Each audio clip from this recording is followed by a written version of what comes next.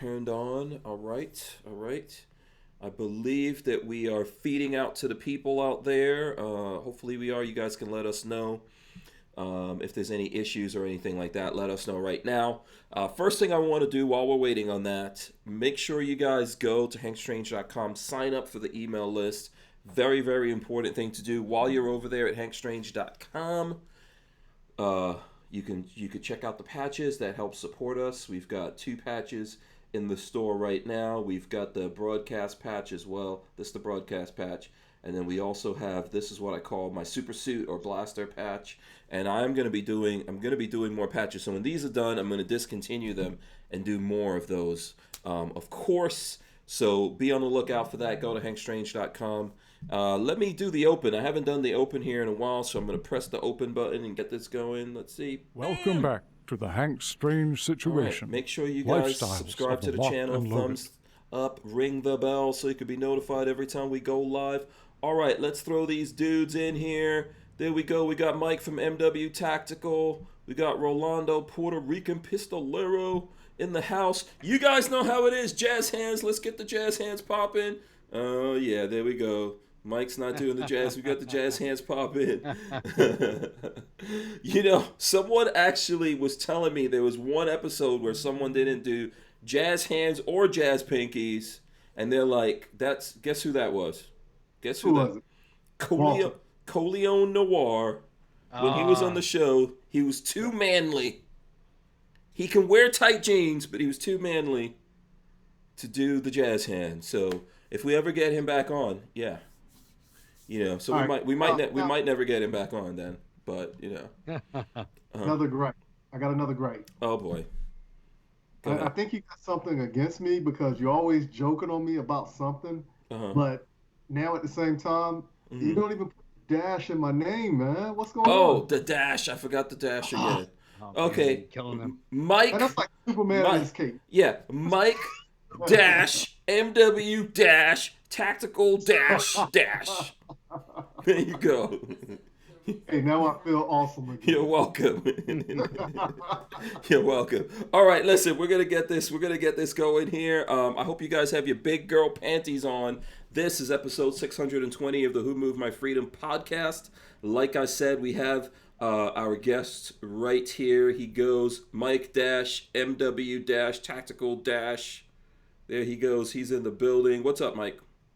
Not too much, man. Just happy to be here, and of course, I love talking guns. But then again, who doesn't? Yeah, yeah. So there you go. Lola, what were you saying just now? I was saying that when you do MW-tactical, those podcasts with his name like that is demonetized, by the way. Oh, so I'm just telling you. yeah. Did you hear what Lola said? All I heard was dash something, and then Yeah. So she said that whenever we actually put that in the title and everything, it gets immediately YouTube for some reason. They don't like it. It's not us. No, I understand because it's the same way because I tried to use it on my Instagram and it wouldn't allow me to do it. Yeah. So that's why I used the whole name, Munitions Weapons Tactical versus M-W Tactical. Yeah. And I think we just do MW like that just to stay out, like whatever it is, just that thing. For some reason, I don't know, there might be like another group or something. I'm not saying it's you. It could be you. But probably someone else. Yeah, it could be, but has created some troubles for you. I suggest you rename yourself to Hank Strange Tactical. All things. Here we go. All things. I'm doing the book of jokes. All things will be resolved. All things will be resolved. Rolando, what's up, man? Welcome back to the show. Not too much. Just getting by, trying to get through day by day, waiting for events to come up and things like that.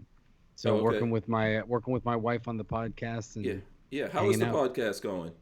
It's going well. Yeah, we've really enjoyed doing it.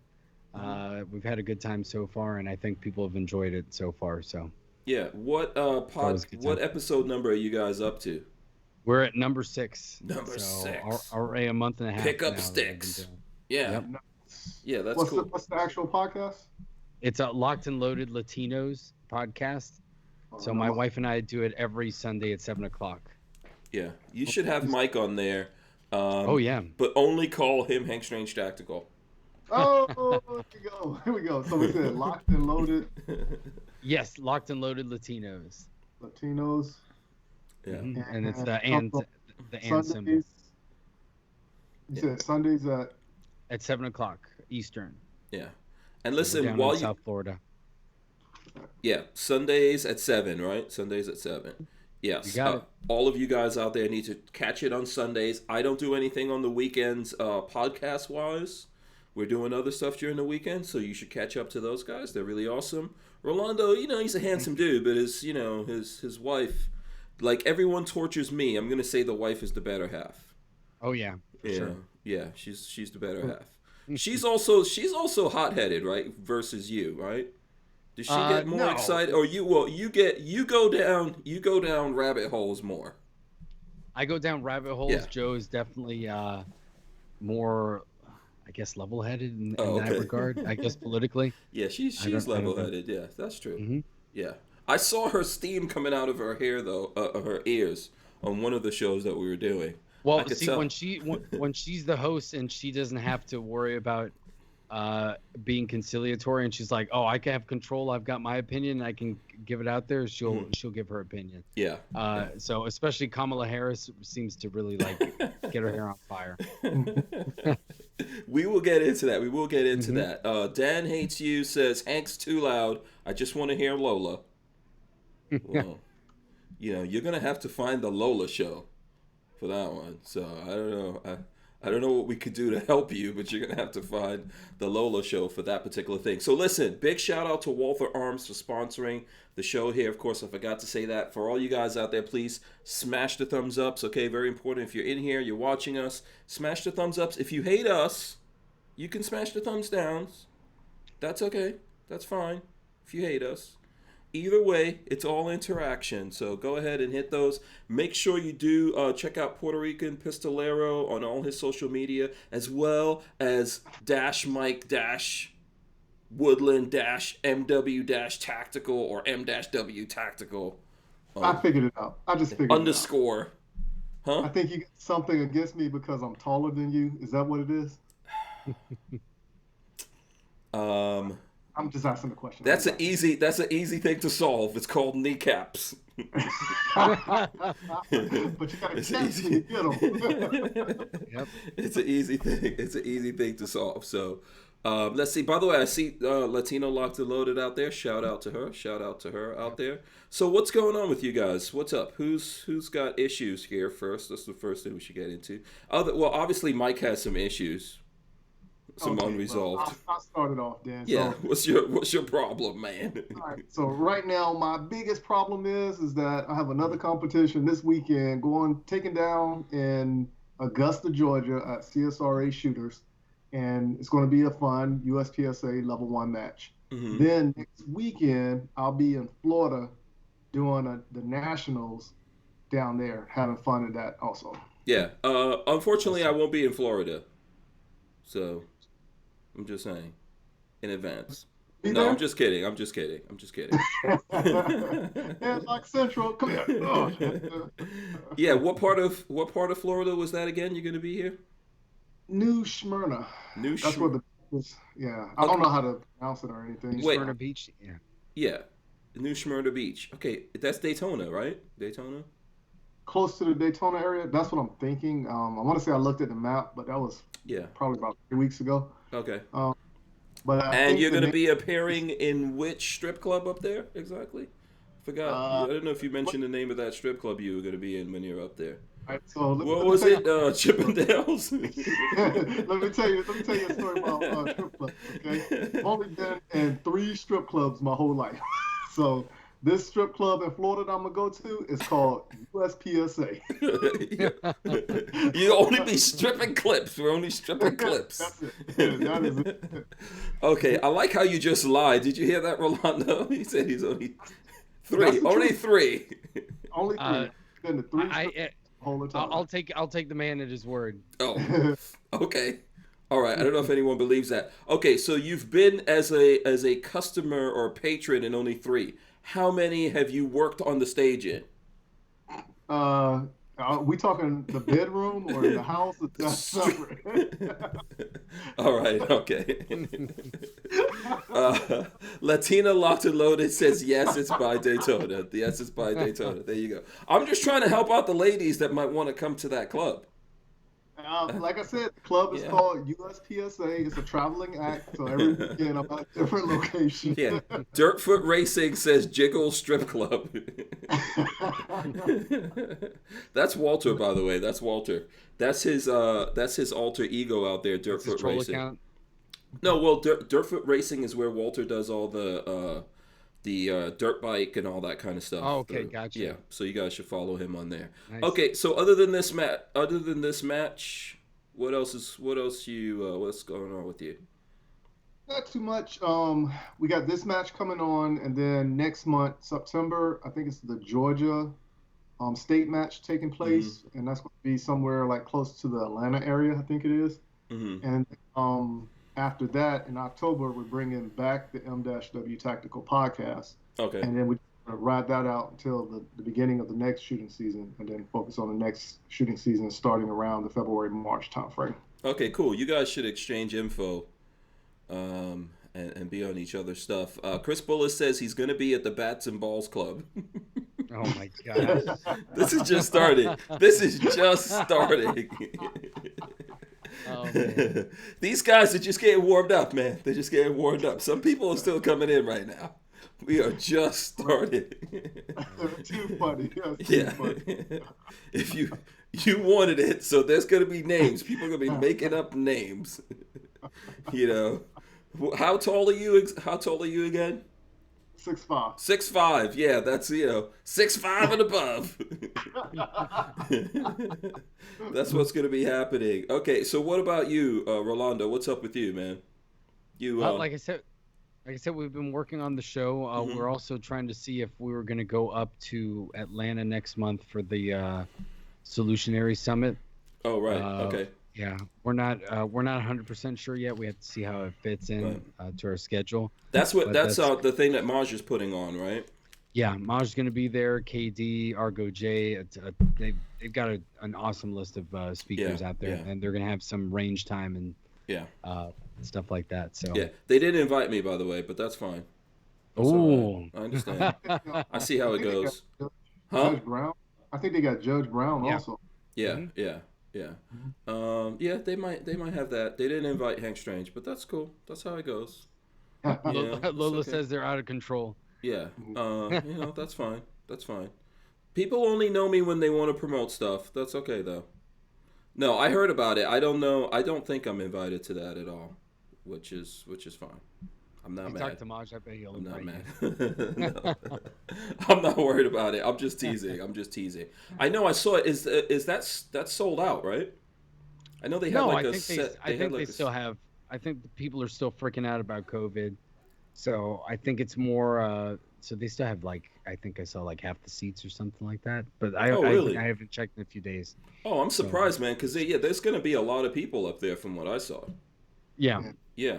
So, but I think you know how it is. I think a lot of people are trying to wait to see how things are getting with so many other things being canceled. But Maj is not the kind of guy that's going to cancel anything. I don't understand what's going on with people. How many people in the world are just staying home and hiding out?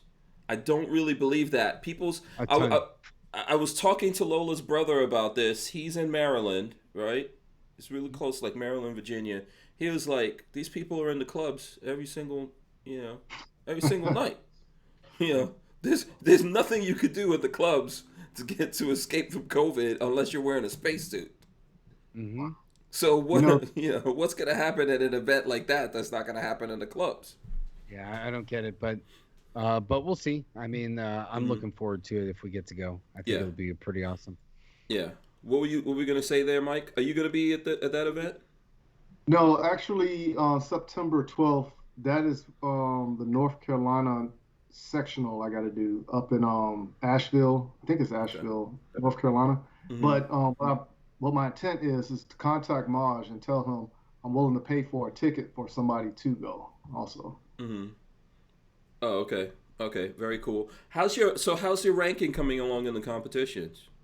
It's going along pretty good. The one thing it is COVID. It Mm-hmm. messed up everything because it put a hold on all the competitions, Mm-hmm. and now everybody's trying to play makeup. So all the matches that was taking place when it was a little bit cooler Mm-hmm. are now taking place in the dead of heat. Yeah. So Yeah. you Mm. much got I to get in, fit in. So do you know Adam Sassa? Do you ever no. see him on the competition? Okay, because he comes on here. He does stuff with Hollow Sun and all that. And I know he's a competition guy. I was just trying to see, like, you Oh, know. we was on the show together that one time. Yeah, you guys were, right? Because I think you were talking about this. Yeah. Yeah, and actually, when KD had his event, the Teach and Learn event Mm-hmm. for this year, I was actually going to go up there and try to get a match in that area, Mm-hmm. but they shut down that whole place up there. So it was like Mm. nothing was going Wait, down there. where when KD was in St. Louis? Correct. Oh, In the okay. same Okay. He's just Atlanta. outside of Atlanta now. Yeah. Yeah. Correct. Yep. So, okay, cool. Let's see here. What Lola's laughing. This is why we make these jokes, Lola.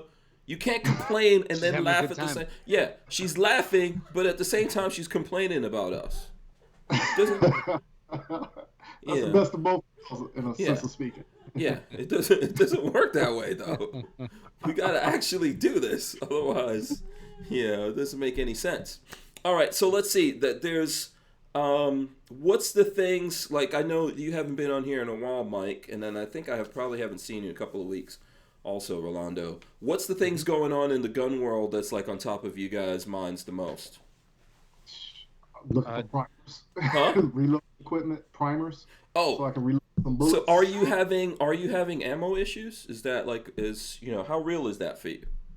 That's really real. Like right now, I have like a bucket of brass. Mm-hmm. Um, I have enough bullets, right? I have enough powder. I just Mm-hmm. don't have enough primers. So I got to come across some primers, and I got to pick and choose my matches right now. So all the major matches that are going on for the year that I signed up for, that's pretty much what I'm saving to shoot. You know, Mm-hmm. says every weekend shooting a match. So I got to pick and choose probably like 2 matches a month, and then go to the major match. Okay, so you only reload or do you buy ammo No, I as well? reload my ammo. Only reload. Yeah. Oh, okay. So But if as far as buying ammo now, of course, when everything started, like here, Palmetto State Armory at one point in time was only letting you walk out of the store with 1 box of 9mm a day. mm-hmm. You know, so What do you wait that's wait how wait wait one box with like 20 rounds in it or I don't know, like the 50 rounds oh the that you 50 get. but just one of those 50 round Once those boxes. 50, and then the Damn. next Wow. time you get some is you come back the next day.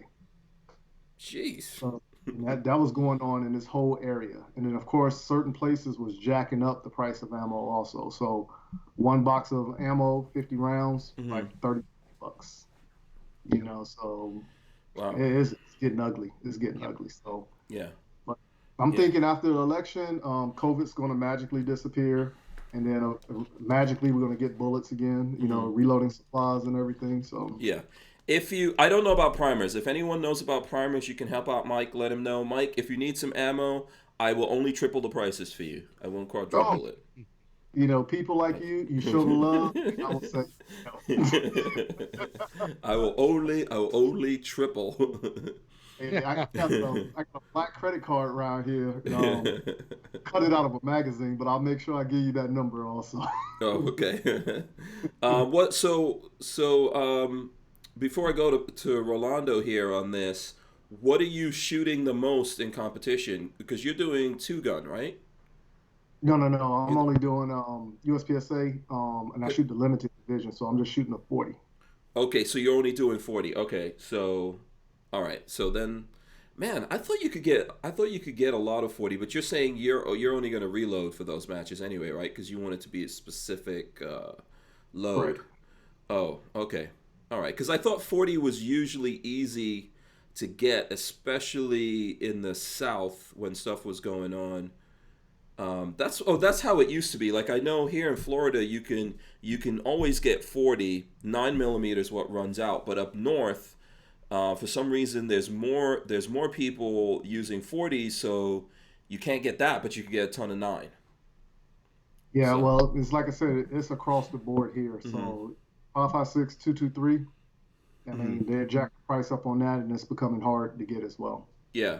I James, think the thing that's easy to get is shotguns right now. shotgun ammo. Correct. Yeah. Yeah, because, even Walmart has that. They don't. They took ammo out of Walmart They too. took 12 gauge, all that stuff out of Walmart also? Mm-hmm. Oh, okay. I thought they still had that. Maybe they completely dropped that. James Miller. I've still seen 22 and like shotgun ammo and hunting calibers. Yeah. At least at my local store. I think it I buy depends where it 22 is. whenever I can. Oh, okay. Yeah, I think it might depend where it is because I think in Florida they still do have shotgun, and yes, maybe I've seen 22 and some other weird rounds like 30-30 and stuff like that. Because if they drop out of that market in the South, oh yeah, they're done. They're absolutely done. Yeah, some local businesses will actually come back into business. Mm-hmm. So much of that is being sold. Okay, let me just get this in real quick because it's on the reloading thing from James Miller. He says there were 5,000 primers at a local gun shop when I called this afternoon. By the time I got there, 4,000 rounds were sold. Whew.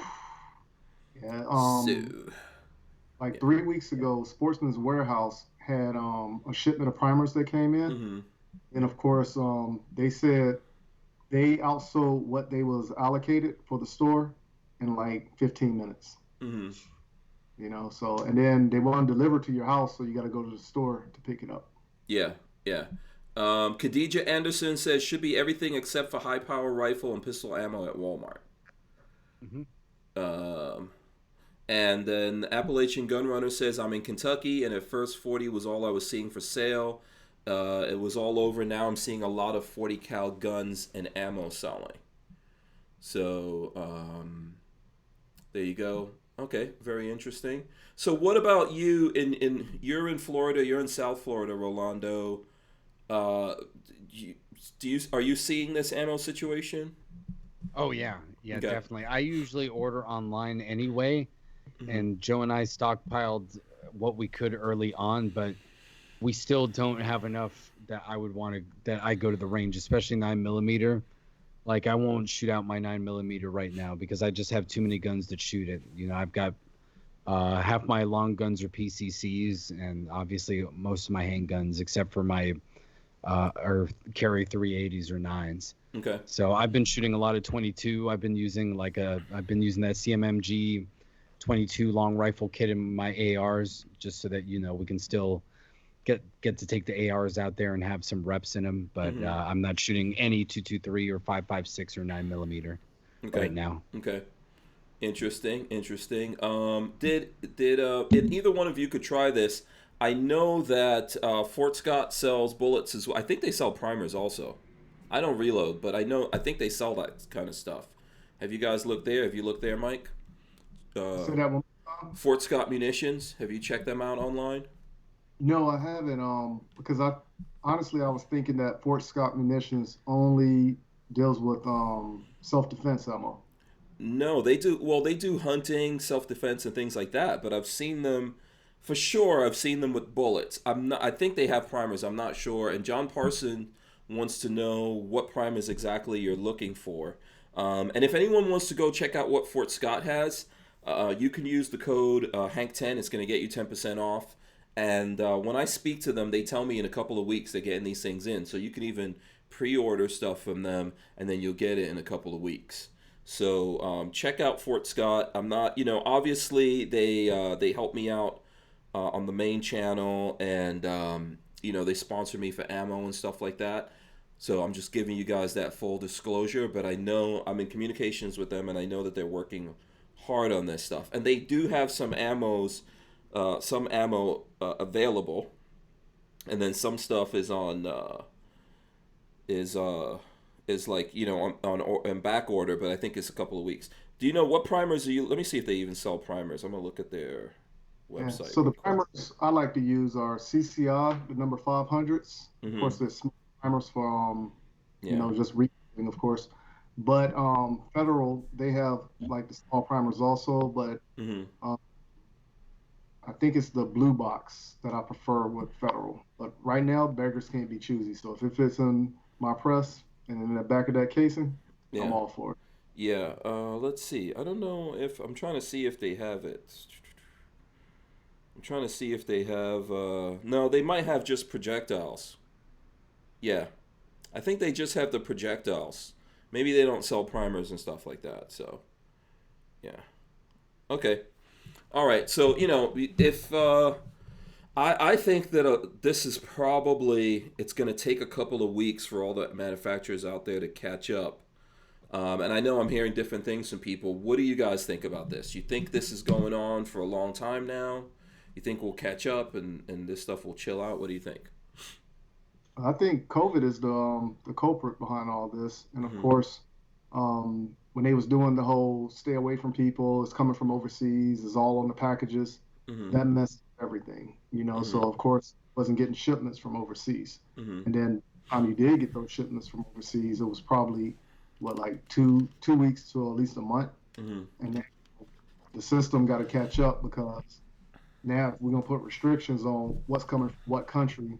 And that's going to backlog a lot of stuff, Yeah. So, but I think it would be beneficial for somebody to possibly start a primer company here in the States, and it could be helpful for them.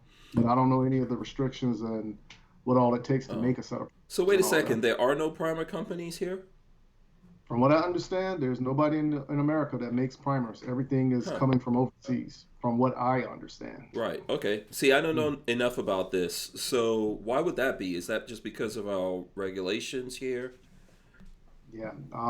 Environmental impact or something like that, or just too difficult? I would think all of the above, probably. Yeah, we got to make it here. Last night we were talking about, I think it's in Denmark.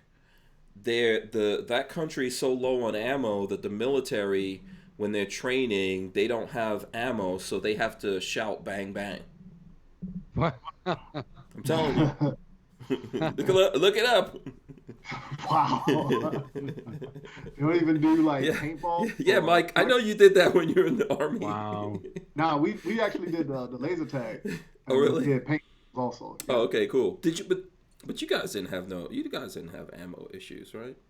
No, we didn't have ammo issues. At one time, we would go to the range and they was telling us, "Hey, we got to shoot all this up." Yeah. So, but then when I became a drill sergeant, then it became okay. We got to conserve rounds and we can only shoot this much. A matter of 15 years. I know that I think there was an issue too with copper mines in Chile. I just shot an article into the chat. It was from it was about a month ago from Barnauls Arms. I remember reading this about Chile's copper mining industry is at a tipping point thanks to coronavirus. So that's why there's actually a shortage in copper as well. Yeah. I guess from overseas. Yeah. Okay. Yeah, I see that in So yeah, I don't know. I don't know. I don't know about the ammo supply chain. I don't reload or anything like that. Obviously, I don't know. I tend to believe that this is going to last a while because I think it doesn't really matter what the outcome of the election is. This is the how people feel is not going to change. I think the outcome doesn't really matter at this point with how people's attitudes are going to be. I think with COVID may disappear after the election if Joe Biden wins miraculously, or at least the media is going to behave as if it disappeared. Right. Even though technically it'll never. Yeah. How's it going to disappear? Yeah. We ourselves are a virus. If you listen to the Matrix. Yeah, they're just going to stop reporting on it, and then most people will stop caring about it, and it'll be out of sight, out of mind. Yeah. I think. But I think the political atmosphere that's going on, I think that this election's pretty loaded. I don't think it matters who wins. That's gonna keep going on. Yeah. So like I said, we're catching it from both ends of the arrow. It's a double arrow. So it's a perfect storm, man. It's really a perfect storm. If you look at all these things, so if around the world, so first of all, the whole world slowed down and stopped. I think pretty much the world went back, right? Or are they still in COVID mode? People are starting to fall back into COVID now. Around the world?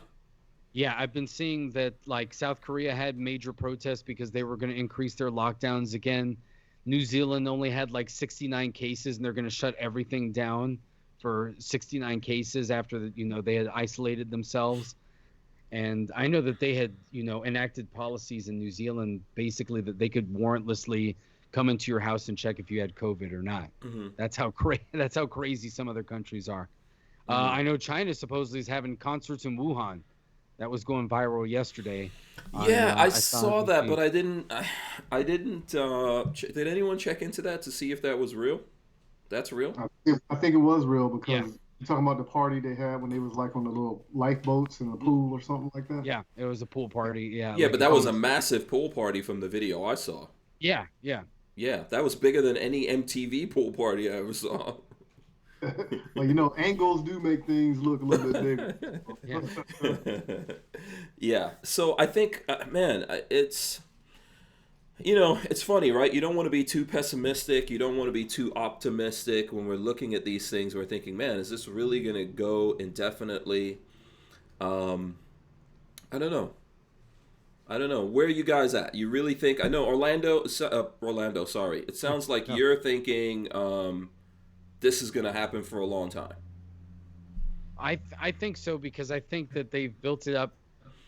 They built it up way too much at this point, and there's too many people that have too many things at stake at this point. Like Mike was saying, we're taking it from both ends, and we're dealing with obviously our own media, our own social media, different groups here that have different agendas, trying to cause chaos, and then you have foreign actors like China that are obviously trying to. I think China's trying to get into a position to become the top dog. And try to overtake us, and they don't play by the rules that we do, so they're willing to interfere with things that we're not. And I think that sometimes we take that for granted, and I think there's elements in our own government and our own economy that believe that. I think even the other day, supposedly Taylor Swift said some junk about Trump, and a bunch of Chinese social media accounts started praising her. I was like, why would they do that? I was like, because that's what they're trying to do. They're just trying to troll us and cause chaos. And I'm sure she's trolling too, right? Because of course, that's going to bump her up. Yeah. It's just this weird thing that we're in. What do you think, Mike? Do you think you see this going for a long time here?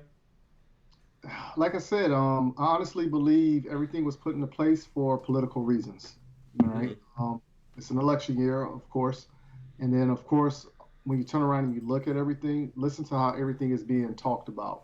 Oh, we want to help this, we want to help that, we're going to do this, we're going to do that. But of course, when the election is over with, it goes back to everything else. All about money and whatever laws they can put into place to help out the buddies who donated the campaign. So, so I honestly believe after the election, like I said, COVID's going to magically disappear, and somebody's going to come out and say something along the lines of, we overreacted. So we did our studies, and it's not as bad as we thought it was. So, but I do believe this is nothing more than a scare tactic to try to attempt to keep people away from voting. So I think that's what the ultimate goal of this process is. Yeah, and I don't know, that's weird because usually strategists, when it comes to voting, right? And by the way, we're here in Florida, so Florida is is voting today. I went out and voted. Rolando, I think, you went out and voted, right?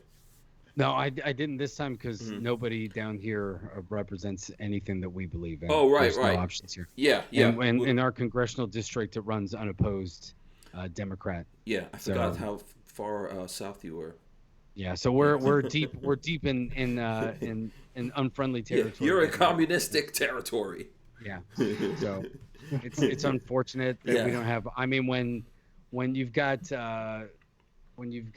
Sheriff Scott Israel able to run again after everything that happened in Parkland, that tells you the kind of political landscape that exists down here. So you're saying that Democrats there are running unopposed. There's no Republicans opposing these guys down there. Not in our district. So wow. And I've seen, and there's another district, ironically enough, in North Miami that has a Republican.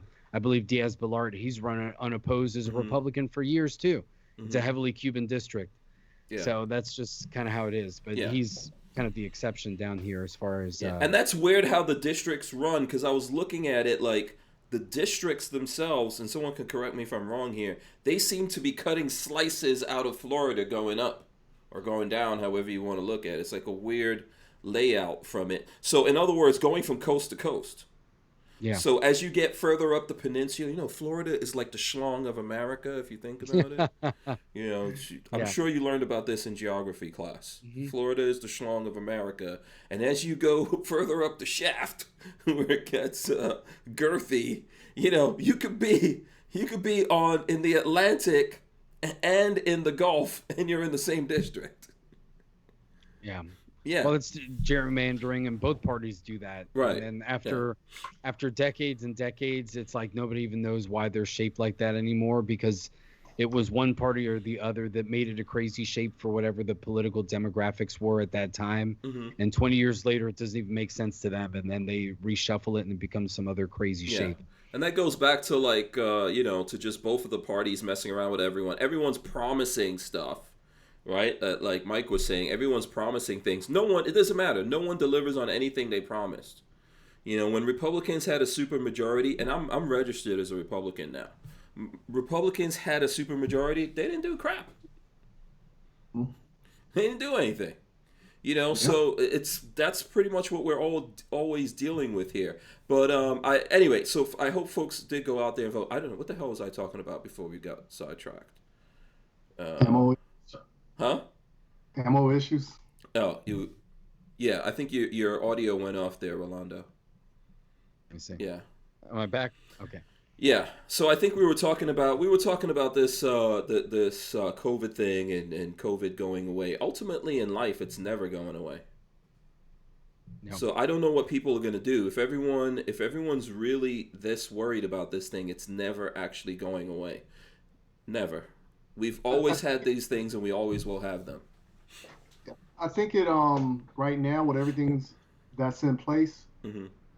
what we know now is not going to go away. But I think it set a new criteria in motion for the next possible instance for this to take place. It won't be COVID next time. Mm-hmm. It'll be something else, but it'll be along those same parameters. Yeah. Well, we're setting the precedence that every time something happens now, we're going to shut everything down. Yes, exactly. So, now, are y'all having a change shortage in your area? Change? I don't really know. I mean, I don't really carry cash all like that, but I know, like, people around the country, there is a change thing going on. Yeah, I heard that too. Yeah. I think Lola was saying something about that. We ever had a change shortage? Change shortages in history usually happen before or during a war, basically. Yeah. Because you need metal for munitions and things like that. So once again we're bouncing back to metals. Yeah. Right? Yep. So I hate to be that conspiracy dude. But what's happening there, huh? Metals going short. I know so first of all, American government's been stockpiling a lot of ammo, which we were talking about, the ammo shortages. Mm-hmm. American government's been stockpiling a lot of ammo. I wonder how much buying they've been doing with everything happening. I would think that they would have a lot, and I know that we've been getting a little bit more aggressive mm-hmm. with respect to China, and obviously they've been reciprocating that. Mm-hmm. So I know that we've been kind of behind the scenes. I know that we're preparing just in case, like any pragmatist does. Yeah. And so if they weren't stockpiling ammunition and munitions, it would be pretty insane. Mm-hmm. Even though that kind of war, I don't necessarily think we're going to use small arms in a war with China. Mm-hmm. And I'm not actually sure. I think if the war lasts long enough that we're going to start using troops and small arms, then we're really in trouble. Yeah, because they've got way more people than we do. Yeah, I think war and slavery, which those things go hand in hand, in my opinion. I think war and slavery now are all financial. Yeah. And this is how you affect these things. And I don't know if you guys saw any of this Shadowgate stuff. So, there was that reporter, which I think, yes, it's loose. She was a reporter for Alex Jones and what's the name of Alex Jones things again? InfoWars. InfoWars, yeah. She was putting out a documentary, then she got arrested like the day before because some kind of cell phone thing or whatever, and they arrested her. But I looked at that documentary and they were talking about this stuff, and we were talking about this yesterday, that a lot of, if you look at that documentary and a lot of other things that have happened, you could put all the things together to show how not only our government but outside governments are constantly, and we're doing it to other countries, right? We're constantly trying to control like their people's feelings. They're trying to control our feelings. Everyone's getting manipulated. Everyone's getting pushed in a direction. And I just think this is how wars are fought nowadays. What's the name of that documentary? It's called Shadowgate. Yeah. Yeah. I haven't seen it yet, but I heard a little bit. I heard pretty much what you summed up there. Yeah, I think that Babyface found it on BitChute. Yeah. So if you're looking for it, because I don't know if it's allowed on YouTube or not. Probably not. Yeah. If anyone out there has a link or something that they could share with Mike and Rolando, I think it is worth looking at if you have the time. It's about an hour and a half. It's interesting. I'm going to say, we said this yesterday, I think it's kind of like, I wouldn't put it 100% in the category of being a documentary, but there's a lot of stuff in there that makes sense and connects and shows how everyone's getting pushed in a direction. So think about this for a second. COVID happened, everything got locked down, people were under all this pressure. There were other incidents that happened here in America with the police, and then everyone started, there were protests, which led to riots and looting, and people started saying, let's defund the police. In a lot of states, they were just standing back and letting everyone tear everything down. And a lot of that stuff is still going on. We've still got things happening in Portland. And regardless of what side you're on politically, they're just standing back here. They're just standing back. And most of us are just out there working hard. We have families. We care about our families and their safety and security. And the government's just standing back. I keep saying it feels like we don't have leaders or anything. And you have to ask yourself, why are they letting us slip into this? Why are they letting these things get worse and worse? And the only reason that ever happens is so that at some point they could come and take away more from you, and you agree to it because you just want to get back to peace and normalcy. Right? Isn't that what happened to us in 9/11? Well, that's our the normalcy and everything is our biggest weakness. I think everyone is so desperate for that. I think I heard a quote. It may have been Rhonda Mary that actually said it a few weeks ago. The biggest fear that people have is just losing their comforts at this point. So that's why I think somebody in the chat Night Train said that China hasn't fought a major war and that their military would be green. I was like, that's not the concern that I would have with China. I just think that we as a society are too weak. Look at the reaction when Trump said he was going to ban TikTok and how the millennials went absolutely ballistic. Do you think that if we had an inkling, like let's say that it was inevitable that we were going to go to war with China would immediately start a propaganda campaign against us, probably look at how incestuous the relationship is with the NBA. I'm almost afraid that they would be able to pay off some of our own celebrities and our own politicians to use propaganda against us. They're already doing that. We wouldn't even be able to go to war because they would we could find out some absurd thing like China started COVID-19 and it was a biological weapon. Let's say that something crazy like that was true. Or it might not be crazy, but let's say that was true, or they did something like they manipulated. Like they directly are manipulating the election. We get proof. Something like that, a bombshell. I think that a large enough portion of the American people still would not care, and we would not have enough public support to go to war with them, even if they did something that was justifiable. And the minute that people would say, wait, I'm not going to get new iPhones, I'm not going to get new all these new components, I'm not going to get Holosun optics anymore because they're Chinese, I'm not going to get a bunch of this other stuff, then people are going to be like, you know what, is this worth it? I don't think it is. I'll be enslaved to the products. Yeah, no one wants to start paying for stuff. So go ahead, Mike. Yeah, I was going to say, like, you got to remember the shift in generations also. So, like, you look at my parents' generation, right? They was all about, okay, these are the laws, this is what you got to do, and this is how you should live, right? Now, the next generation, somehow or another, it turned more into fashion, and we care about who's doing what in Hollywood. Now, you look at us about to pass the baton off, you know what I'm saying? It's like we're getting softer and softer as we're pushing forward. Mm-hmm. And, the wording of the Constitution doesn't mean anything anymore, Mm-hmm. to this generation that's coming up. Mm-hmm. Yeah. So the importance value of everything is dying down. But at the same time, when you turn around and you look at it, when it's time for somebody to actually say something, it's going to be too late. Mm-hmm. So 2020 hindsight is perfect, but what are you going to do to preserve what we got right now? Yeah. Yep. Yeah. I think, so there's stuff like what happened to George Floyd, right? Horrible thing. Most people universally agree on that. When I saw I think it was his brother. When I saw his brother ask the UN to intervene in America, I was like, well, do you actually understand what you're saying? Mm-hmm. When that kind of talk gets normalized in America, like, okay, I got mad. I don't know. Like, you're talking about what people are normalized, what they're acclimated to, and what they think is okay. I think a lot of people were okay with this guy asking the UN to step onto American soil and intervene, Yep. which that is insanity. When that Well, happens, we're in a totally different world. well, I think the two younger generations now, the millennials and Gen Z, or whatever they call them, they're so used to, especially the even younger ones, the internet has always existed for their entire life, and so has social media. And since we lived in a world of relative peace, it's very easy for us to travel to other countries and now see what other countries are doing.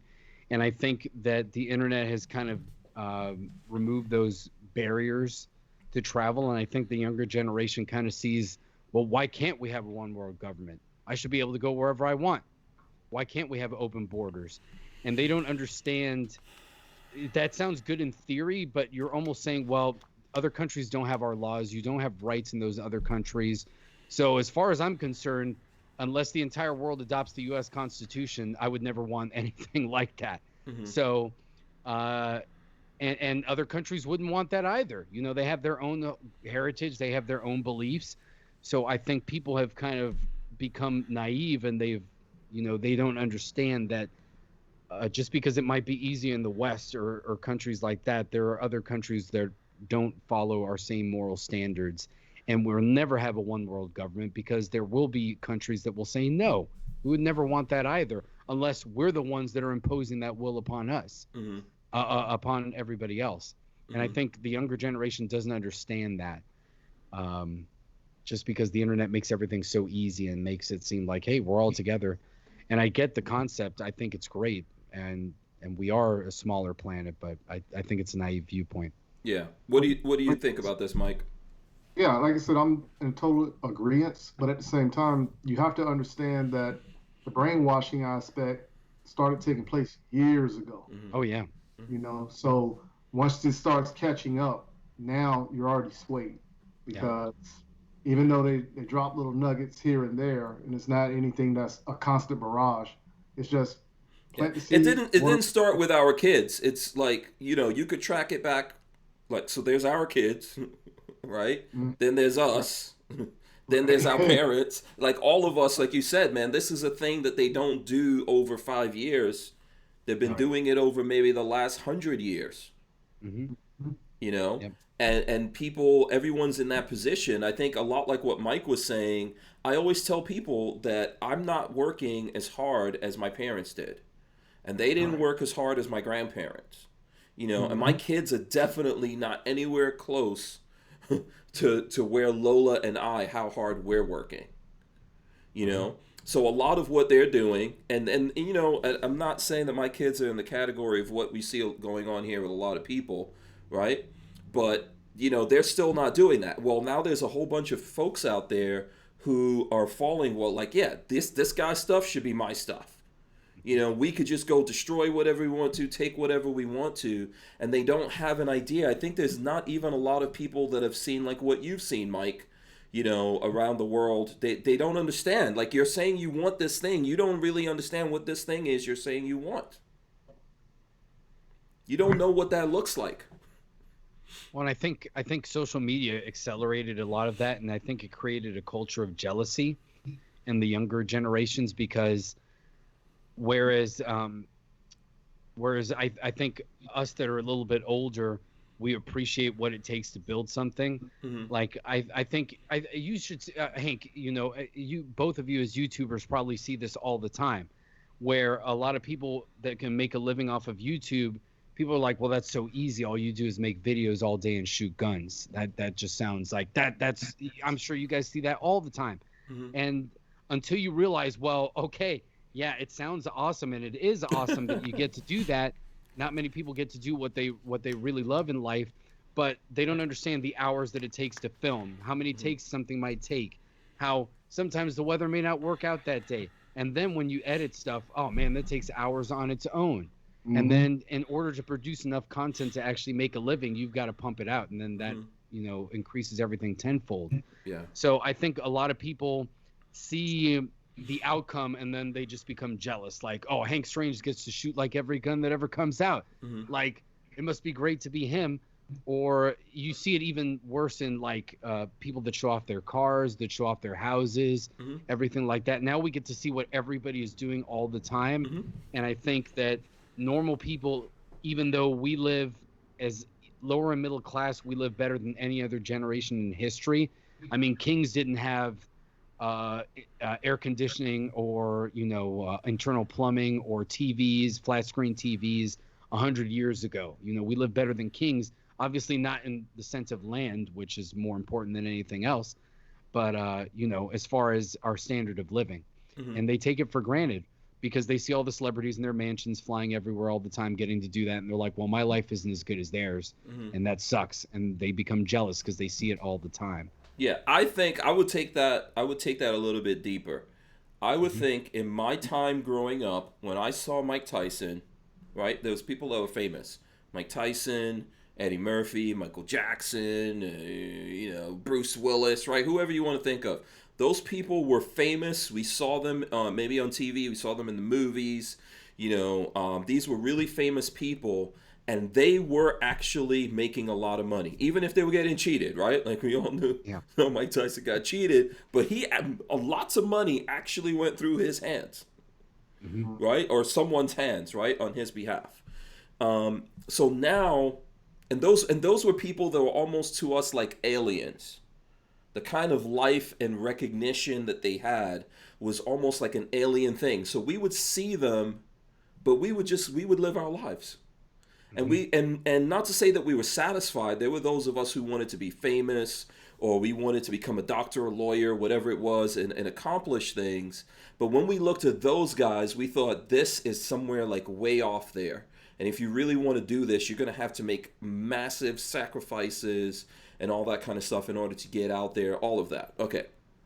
So in today's world, it's like everyone is famous. Yeah. So because everyone's on social media and everyone has like, oh, there's 10,000 people follow me over there, or whatever it is, there's two things happening. One, we don't actually really have friends. Yeah. We have these virtual friends. And two, we think we've got the fame. We're simulating that fame because we think we're famous. Like, oh, there's, 100,000 people follow me. I must be real famous. And there's no actual rewards from that. There's not that actual money that you would think comes out of that. I can give you guys like a shocking example. I've got 100,000 people that follow me on the main Hank Strange YouTube channel. How much revenue do you think I make every year from that? Off the main YouTube channel? Yeah. I have 100,000 followers. And listen, Is it demonetized? every month there's something like 28,000 hours of videos that I've made getting watched. I've got like 900 and let me see. I think I saw it just now for one of the things that we were getting ready to do here. There's let me see how many videos. There's 939 videos on there. So how much do you think every year? What do you think the revenue from that looks like? Just guess. Take a guess.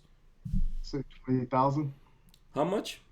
I'm guessing 20,000. 20? Okay, what about you, Rolando? You going Uh, higher or lower than that? I have no idea because Yeah. I don't know I don't know YouTube monetization yet. It's So about I don't. 12. It's about 12,000. Yeah. Hmm. 12,000. I could do better than that working at McDonald's, Oh yeah. right? But there's this weird thing. There's this weird thing that happens that people think you must be famous and so because of this massive disconnection Hmm. where everyone is expecting that like you're living this simulated life of fame and notoriety and all of that, but then there actually isn't the reciprocation or the do you remember that all of these people, Will Smith didn't want to be on YouTube. A lot of these people, Mike Tyson, they didn't want to be on YouTube or social media, and today they're on it, Yep. Right. right? But the reality of it for most people, 99.9% of people, that's not equaling a lot of money.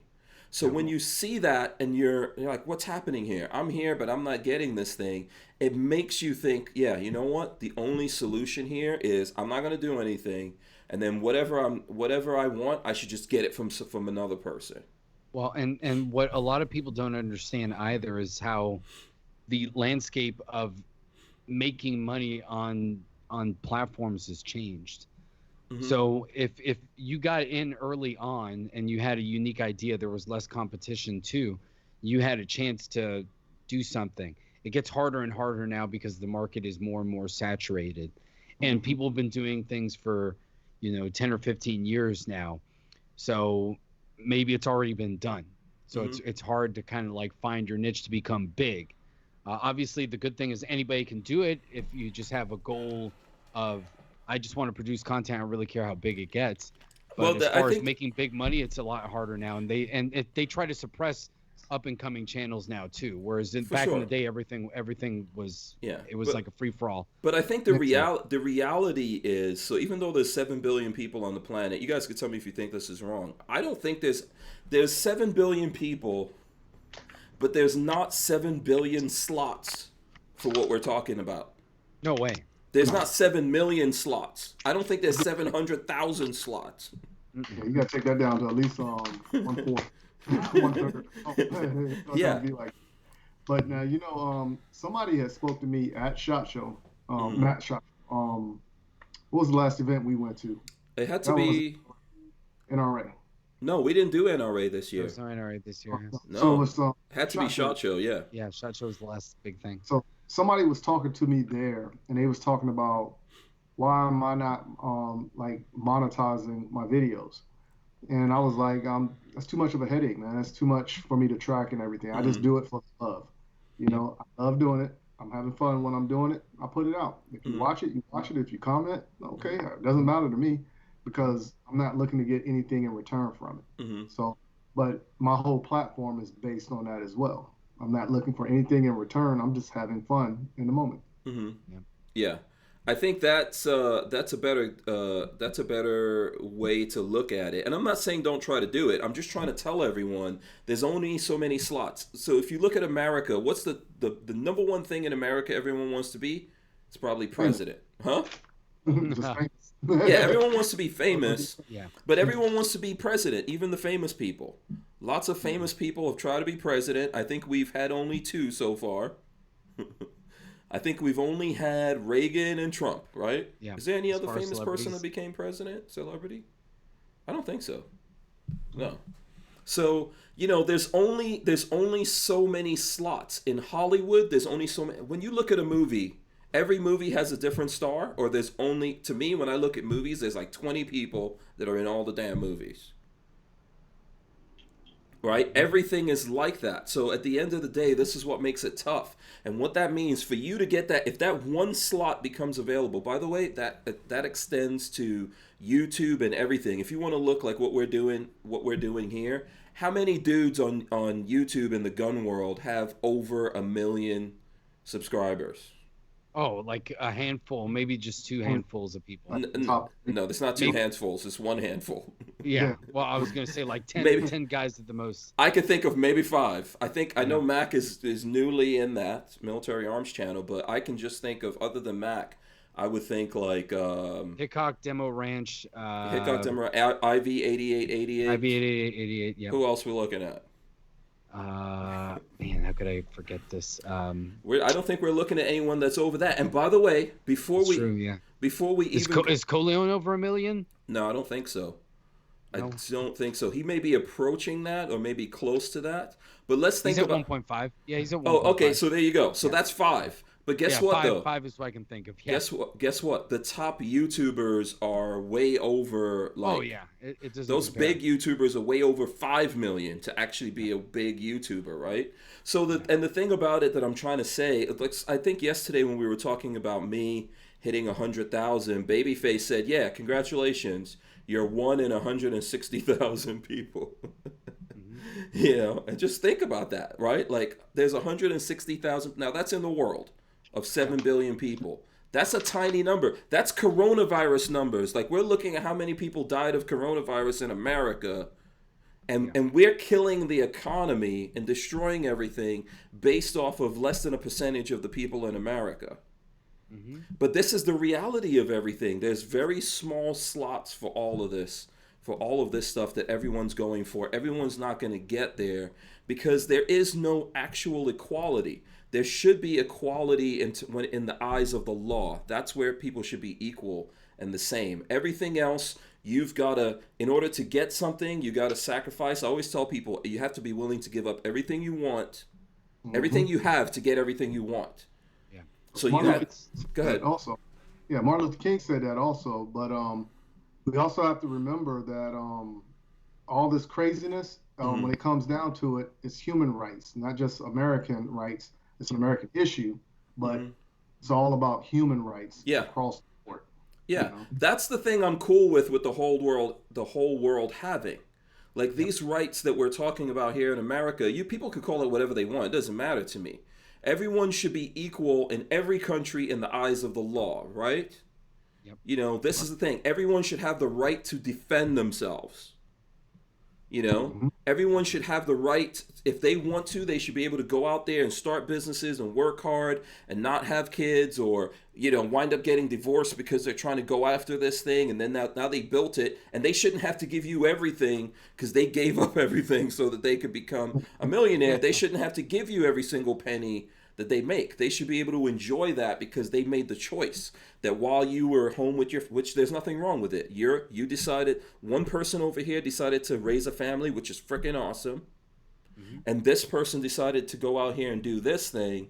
You know, we have to come to this realization in the world that we are not all the same. We're not all equal. We don't want the same things, but we should be treated that way. And we should be treated that way in terms of the eyes of the law. Mm-hmm. Well, you know, it's funny, kind of on that same token, it's also kind of that sometimes that I think that makes people feel so bad. So I don't know if you guys watched the other day, Maj had a live, and he kind of went on a rant. Okay. And I understand where he's coming from because I've heard this frustration from a lot of people. And he was talking about how pretty much if certain things don't change by 2021, he doesn't necessarily want to do Black Lives Matter anymore. Or he doesn't want to make it the focus of everything. He wants to kind of move on and like buy his own land and live off the land and kind of live his own life and do things that way. I understand but he's kind of saying it in the fact of he sees different movements. Obviously, Maj, he's a confident guy. His movement is a very worthy movement. I think it's great.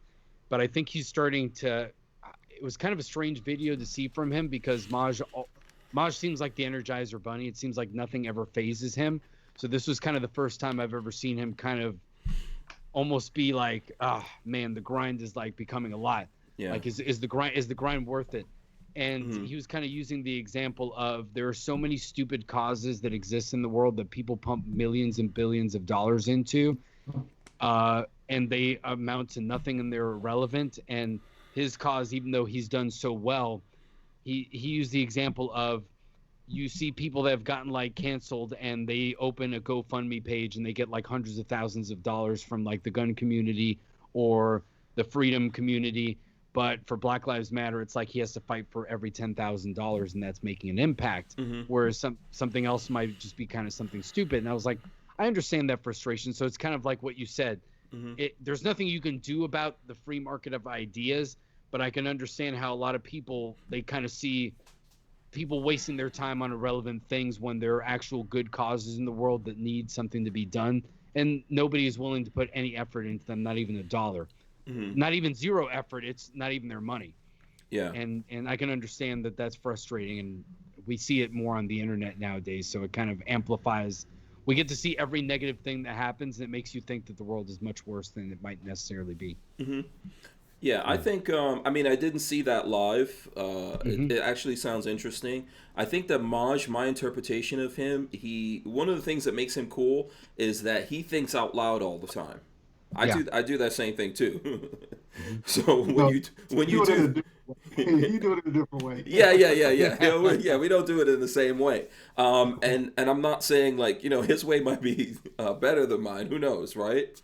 But I think I think he does think out loud, and I think that's a good thing, right? I think you run into trouble when you think out loud like that, but I think it's a good thing, right? I want to know people who I'm dealing with. I prefer just that that zeitgeist of what they. I don't want them to second guess what's going through their mind, because I want to be able to talk about that. But I think it does come back to there only being so many slots. I don't think he's the only person. I saw someone else on social media expressing their frustration, and this is ironic. I think it was Edgar from Guns for Everyone was saying, as a Latino, he feels that all the spots in the, and I'm paraphrasing him, okay? So, but he feels like as a Latino in the gun community, all the spots went to the black dudes, right? And so there's no spots for the Latinos. Paraphrasing what he said. We can always get him to come back on and say his thing. The reality of this is there's not a lot of spots. Well, and I there's not a lot of spots for anyone. Yeah, go ahead, Mike. Yeah, I was gonna say, like, even when you go back and you look at it, even with Maj's rant the other day, I think what it comes down to is he's frustrated because how many times can you say the message and people are yeah, but then they don't react until it affects them at that time. Yeah. You know what I'm saying? So you got to prepare for what's going to take place. So for instance, me doing all this training and competition shooting, right? Now, if war was to happen here on America, are the people going to pick up arms and defend their property, defend themselves, defend life, right? But the time you don't learn how to shoot is when people are jumping out of planes and airplanes are going overhead. You know, so it's not an overnight fix, but you need to prepare, for the what's coming, the what if moment. It's funny. I think I heard a little bit of Edgar's podcast last night. We checked it out, so I didn't hear the first what you had mentioned specifically, but he kind of said that he never wanted to approach being. I'm paraphrasing again what he said. Like I'm the Mexican guy in the gun community. Like he just wanted to be like, I'm Guns for Everyone. This is what we do. We train a lot of people, regardless of who I am and everything like that. And then he mentioned he kind of started experimenting with, let me identify as I'm the Mexican gun trainer. And he said he started getting more positive feedback on social media by doing that. And it kind of frustrated him because it's like, it's kind of BS that you don't want to be pigeonholed. That's never, I feel like I don't have to use that. And I've heard the frustration. I mean, you hear the frustration too from women in the gun industry. I want to be judged on my own merits, not because people think I'm attractive. I hear that from a lot of women who in the gun industry too. But I think sometimes it's like you have to weigh, what is your goal? What is your goal? In Edgar's case, you want to expand the cause of gun training. You want more people to own guns. Whatever you have to do to expand that goal, sometimes you got to do it. So I used to think like that. Look, I'm the Puerto Rican Pistolero. I'm proud of being Puerto Rican, but I also know that name will be like other people. There aren't necessarily that many Puerto Rican gun owners that are out there in the open. So people might see it. Might it pigeonhole me? I don't think so. I think that I I have my own success on my own merits. But if it makes other people say, oh, here's a Hispanic dude that's into guns and they wouldn't have been before, if I hadn't done that, I'll take it. That's my goal. I want more people to be in the gun community, regardless of who they are. And if you saying where I'm from helps that, I'll take it. It's fine by me. It's all about the cause at the end of the day. Right. I think a lot of things in life can fall into perspective. So there's how you look at it and how other people look at it. And I think when you do anything, so regardless of what it is that we're doing, Mike's competition shooter, I'm a YouTuber. I'm guessing you guys pin yourselves as activists. Whatever it is we're doing here in this community, we're seeing it from our aspect, and that's one thing. Like, what is it we want? What are we trying to get out of this? And then there's how other people are seeing it and what's happening out there. I think there's one of the things that happens is when you create stuff, ultimately, and I say this over and over again, if you're doing this, people out there are making a choice. You're creating something. If you're making a car, you're designing this car on what you think people want out of a car and what colors and features and stuff like that, and then you're putting it into the market. And there's certain things you could do marketing wise and tricks and all games and stuff like that you could play, but ultimately folks out there go, yeah, I'm going to buy this car. And the people out there choose this over that. So for me as like a YouTuber, I can make the videos all I want to. When I put it out there, people choose to look at it or don't choose to look at it. And when it comes to now like the industry, I think it's the same kind of thing. Often what happens is that when the industry is looking at things, so let's say in the aspect of race, if there's folks out there in the industry and they're like, look, there's a lot of women coming into the to buy into the market and buying stuff. There's a lot of black people, a lot of Latinos, and they're like, okay, we want to get all the Latinos to buy our stuff. They're the ones who choose. There might be 5 Latinos out there. There might be 10. Ultimately, the companies are going to choose, and they mostly choose based on who the people are choosing. They're going to go with popularity.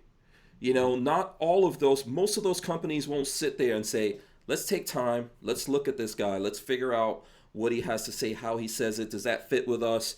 Can we have a long relationship with him? This might take years for this all to grow into something. Okay, we like this guy. He's not the biggest. Let's go with. That's not what's going to happen. They're going to look at someone and go, no, we want that guy because everyone likes that guy.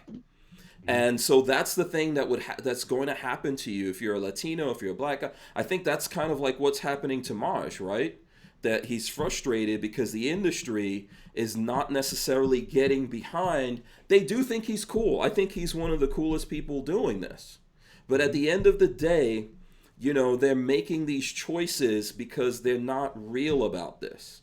Being real about it, it's years. They have to sit there and look at it and go, it might take us 20 years before we get there with this guy. Can we actually do this? That's what Glock did with Gunny. How many years was Gunny representing Glock? When I think about Glock, I still think Gunny, right? But they were in that, and that was a commitment they made, and it went for a long time. But it's really tough, I think, for a lot of companies to do that, and I could see how that's going to get frustrating. Because everyone is just trying to win. If you're at that company, you might be an executive at that company for a year, and if you don't perform, you're out. Yep. And this is ultimately what they all think about. And now this situation that we're going through now compounds everything in this way. These mofos don't have to do anything to sell their guns or their ammo or whatever it is they're making. Yep. They don't have to know you. This is what's happening right now. So because they don't have to deal with you, you're going to realize not all companies, I think a lot of companies are, the people who understand the long term, like what I'm saying to you, they're going to be out there supporting us and not judging you because you're not this big or whatever it is. But a lot of companies out there, man, are just going to go, I just want to stack that money. I don't have to do any kind of marketing. I don't have to try to please anyone. Everyone's coming into the store and buying everything, so I could give 2 craps about any of this kind of stuff. And that gets frustrating. And if you are that If you're that person, if you're Marge or if you're Edgar or anyone else out there and you're looking at it, you think to yourself, what kind of future do I have in this? Where is this going to go? Am I going to burn 5 years, 10 years, 20 years out of my life doing this? And at the end, what's going to be there? The reason why I know that is I have those conversations with my wife very frequently. Oh, yeah. You know, she's like, dude, you could rock and roll in anything that you want to do. This gun thing is really tough. There's like, you know, it's a dog eat dog world. There's no respect. There's a lot. It's a lot of crap going on. And I would really tell people, I'm not trying to excuse anyone. This does, in some cases, have a little bit to do with race and all that kind of stuff, or gender or whatever. Mostly, about 95% of this is just money. Yep. That's what it all comes down to. It always comes to the dollar. Yeah, exactly. And so you really have to be in this, like Mike was saying. Mike, that's why you're doing this, right? It would be awesome if you just blew up and you were like, you know, the Tiger Woods of the gun world. But really and truly, you're doing it because you enjoy it. It belongs to you. So that's why you're doing it, you know, and everyone has to decide where are they on that scale. Because as you start to scale that up, you know, and even if you do become that guy who everyone wants, that might be temporary. Next thing you know, here's the other guy. Yep. You know, and it really comes down to how committed you are. A perfect example of this, to me, right now in our gun world is Coleon Noir. Before the NRA came along, he was incredibly popular. When I started doing this, my brother said there's two people my brother showed me when he was trying to convince me to do this. Coleon Noir, Argo J. That's it. He was like, there's only these two dudes. Right? And Coleon was very, very, very popular, but not NRA popular. Right? So then he started dealing with the NRA, and that kind of like blew him up, you know. But it was once again, I think it was a good choice on their part. They chose the right person. He was very passionate about what he was doing. He just hit so many demographics, right? And it worked really well. And then it just all fell apart. But what's he doing? He's still doing it. He's still doing it. He's still doing it without their support. He's still doing it, and we're talking about a guy who's a lawyer. Who could easily go out there and make millions of dollars, and we never see him ever again. Right? But he's still out there doing it because at the end of the day, in his heart, that passion is still there. And that's the reason why I know that. That's the conversation I have with my wife. She's like, why are you doing? I've got friends. I've got people who keep offering me business deals. They're like, why don't you come and go? Why are you doing this? You know, why don't we go into business together and do this thing? And I'm like, dude, because this fire is still in my heart. I'm the one who has to judge when it goes out, and I'm like, okay, that's it. I can't, you know, I'm going to go off and do something else. I have to make that choice. And I think ultimately that's what it comes down to. And, you know, I can understand that from Marge's perspective. You know, he's really a person who is a hustler in like the greatest of ways. He really could be anything. And how much energy should he burn here when we're not really helping him? Yeah. I think he said he wanted to go into acting. Actually. So yeah. That's a passion of his that he'd like to go towards. He's like, that's what I would be doing if I wasn't doing this. So. Yeah. I think it's something that we all have to face, right? We all have to face this thing. We all have to think about it. And it's like, I'm not trying to blame anyone out there. Like, every human being has to go through this because ultimately at the end of the day, there's a finite amount of slots. Okay? So we could print all the money we want to print, but we really cannot print those slots, those positions that exist in life. There's sometimes it's like sometimes it's timing too. Yeah. Sometimes you hit the market at the right time. Sometimes you're ahead of your time. Sometimes you're behind the curve. Yeah, we're seeing it. That's just how it is. We're seeing it now with YouTube. It's the reason why every single celebrity and their mother is now on YouTube. Why? What happened recently? They can't go out and film. Yeah. So COVID-19. It's something that they all created and all ginned up, but because they can't go do a comedy, they can't do a comedy show. Their movies aren't coming out in the theaters anymore. They're not making the movies. They're not doing TV shows. They're not doing all this stuff. Every single one is on YouTube. Now it's changing the whole dynamic because ultimately there's only so many spots. And what they were noticing is that all these people who are not in movies, they're making money and I'm staying home. Yep. And there's no money coming in. I can't pay the tax on my multi-million-dollar mansion. You know what? I'm gonna start making some YouTube videos. Yep. Right? And they're not all actually being successful with it.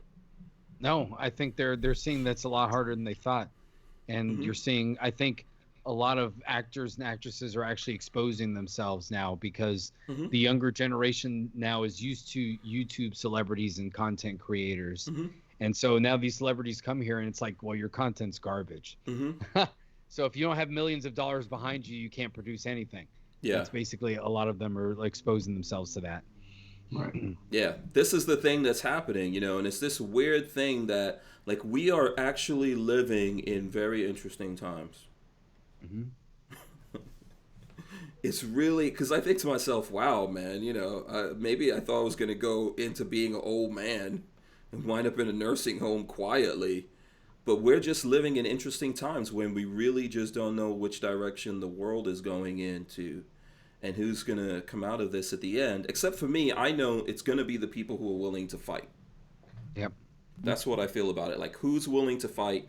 The question is, how are they fighting? Because I don't think it's just guys like us that are willing to fight. No.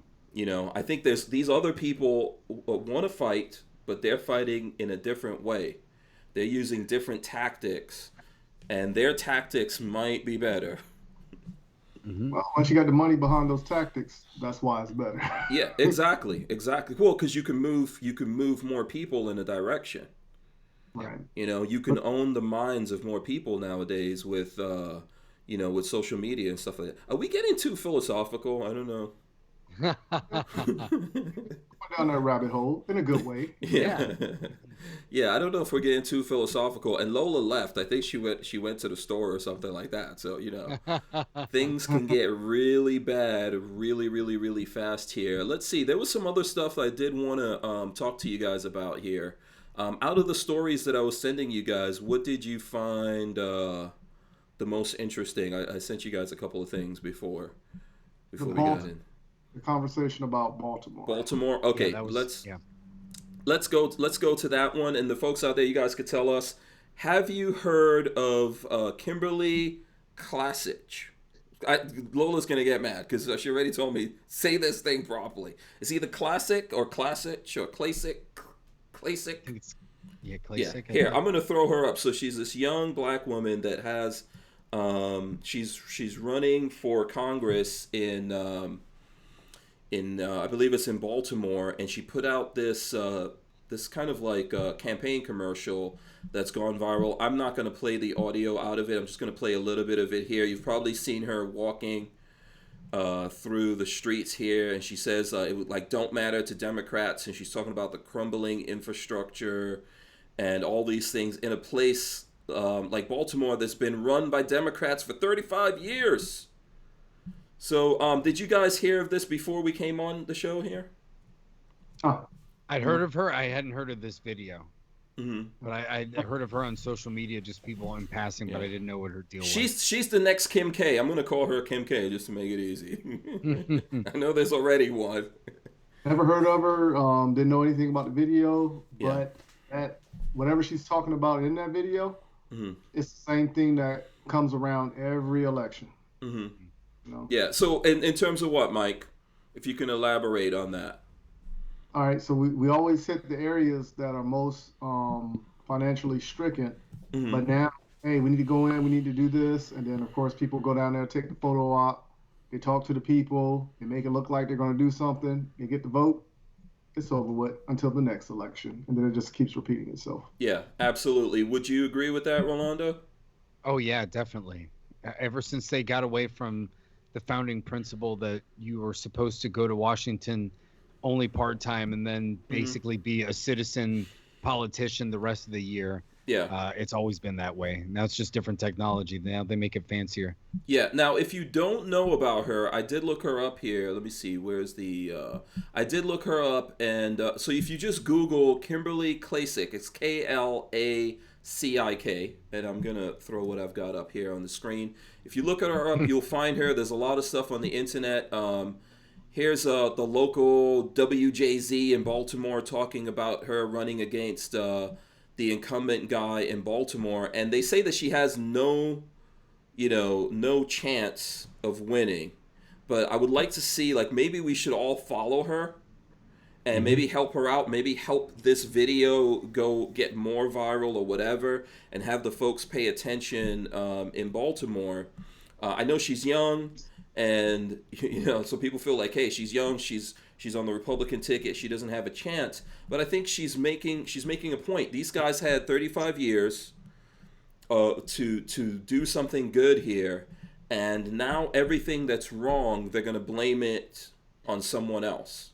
So whether you like Trump or not, right now they're blaming everything on Trump. Whether you like him or not, it makes no sense to me that Baltimore is like this and that it's anyone else's fault other than the people who have been running it for 35 years. If you've got a problem with the cops, if there's a problem with violence and the cops and all this kind of stuff and poverty, what the hell have you been doing for 35 years? She's got it right, but again, it comes down to what Mike said, where if you guys saw a few weeks ago, I think Trump had a lot of he had like a Black Leader Summit at the White House, and I know Sonny Johnson was one of the people that was there, and she said, look, it's not that people in the inner city don't necessarily believe in conservative values, it's that nobody actually comes here to espouse them. It's like what Mike was saying. It's every 4 years. Maybe you'll show up as a Republican, maybe. Now, she seems like she's from Baltimore, so maybe she would actually be there. I would hope so. She seems pretty awesome from her platform, but you know how it is. Sometimes they get corrupted when they go to Washington, too. So hopefully she's not one of those candidates. Maybe she'll become more of an activist if she doesn't win. But you need to make that commitment there, and you have to be there. You have to be a person of the people. Right. And if you're the party that – it's one thing to say, well, yeah, the Democrats messed it up for years. Well, it's like down here, we have somebody running unopposed against the Democrats. Well, okay, what are you supposed to do then? There's nobody else running. Now, a lot of people might say, well, maybe you should run yourself, blah, blah, blah. That's a different story for a different time. But the fact is, sometimes you don't have an option, and the other party doesn't seem interested in the fight. And so I can't motivate a party to win more than the party itself. If the party doesn't want to win, what good is me telling them, hey, I'll support you? If they don't want to win or do what it takes to win, it doesn't matter what amount of effort I'm going to put into it. Yeah, winning is also not enough. So let's say we can pin all the problems on Democrats, which we can. If you look at her video, she's talking about this. She says the worst cities to live in America are all historically run Democratic cities. And that's pretty much true. Those are facts. Those are facts. But let's say we get Republicans in there. Just because we put Republicans in there does not fix that. Okay? If you look at what's his name? Schwarzenegger was the governor of California, and he was a Republican, technically. I mean, and what does it even mean to be a Republican? What does it mean to be a conservative, right? What do all these things really matter? At the end of the day, we're the ones who could fix things if we really want to fix it. If you're getting into that office as a stepping stone and you want to go from one thing to another, or you just want the power, then it doesn't mean anything. If you're really going to try to work and fix it, then it means something. Can that one person, her, for example, in Baltimore, if she becomes I think it's Congress, right? Let's say she becomes the congresswoman from that part of Baltimore. Does that fix everything? I don't know. Well, you can't expect decades of one thing to be turned in one term either. So maybe she would be the first step. Let's say that she won. Maybe she would be the first step, but she would have to start being a catalyst for further change there. So it would have to be well, then maybe the Baltimore City Council starts changing, and then the mayor of Baltimore starts changing too, and then that will start changing the community directly locally. She is a congresswoman. She's going to be dealing with national issues too. So how much can the federal government really do if the local government is what's messing everything up?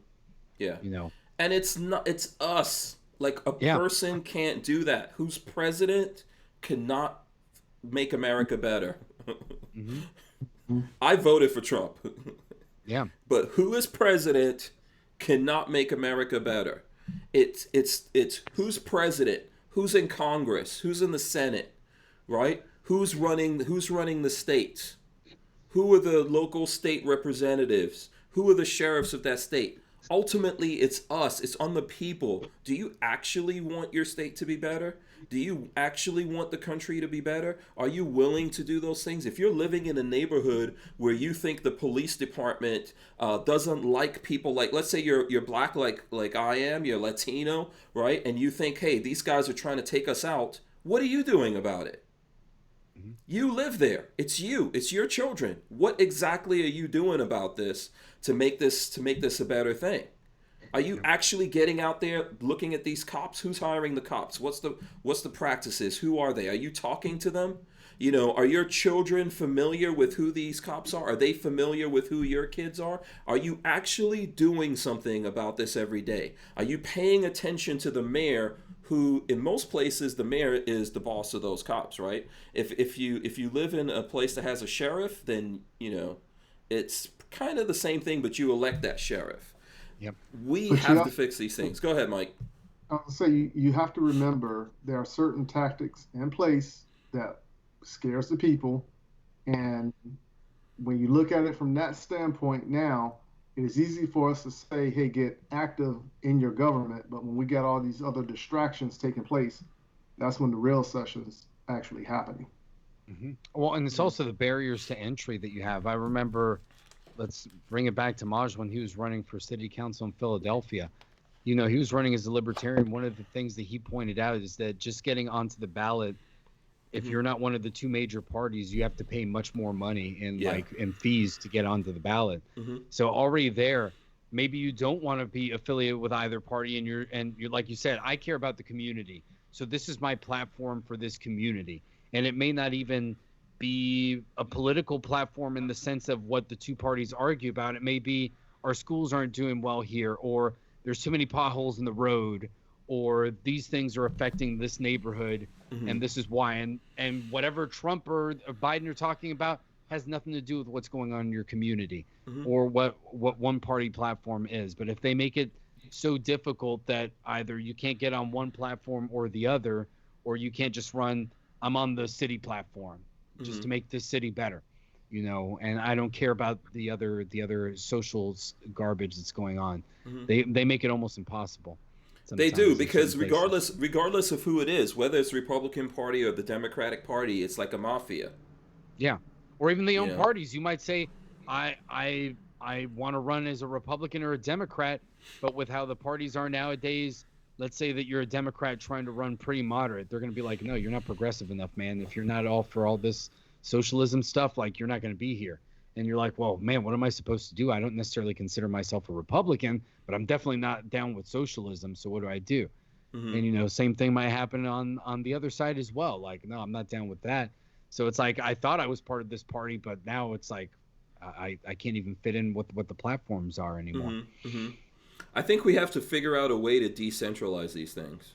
I know when I was looking at one of if you search her, you're going to find a lot of stuff on her. And that interview that she did with that local WJZ or whatever it was, right?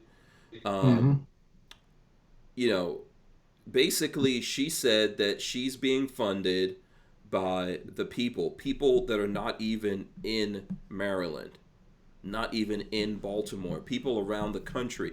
She did some kind of like documentary thing. I think it was a year or so ago. If you remember when Trump had this whole fight with Baltimore, and he said like Baltimore is just It's it's got rats all over the place and all that stuff. It's Yes. because she did a documentary about this, and that kind of kicked that off. So she has a lot of people supporting her, and she's using those efforts to run a lot like what happened with Mosh, right?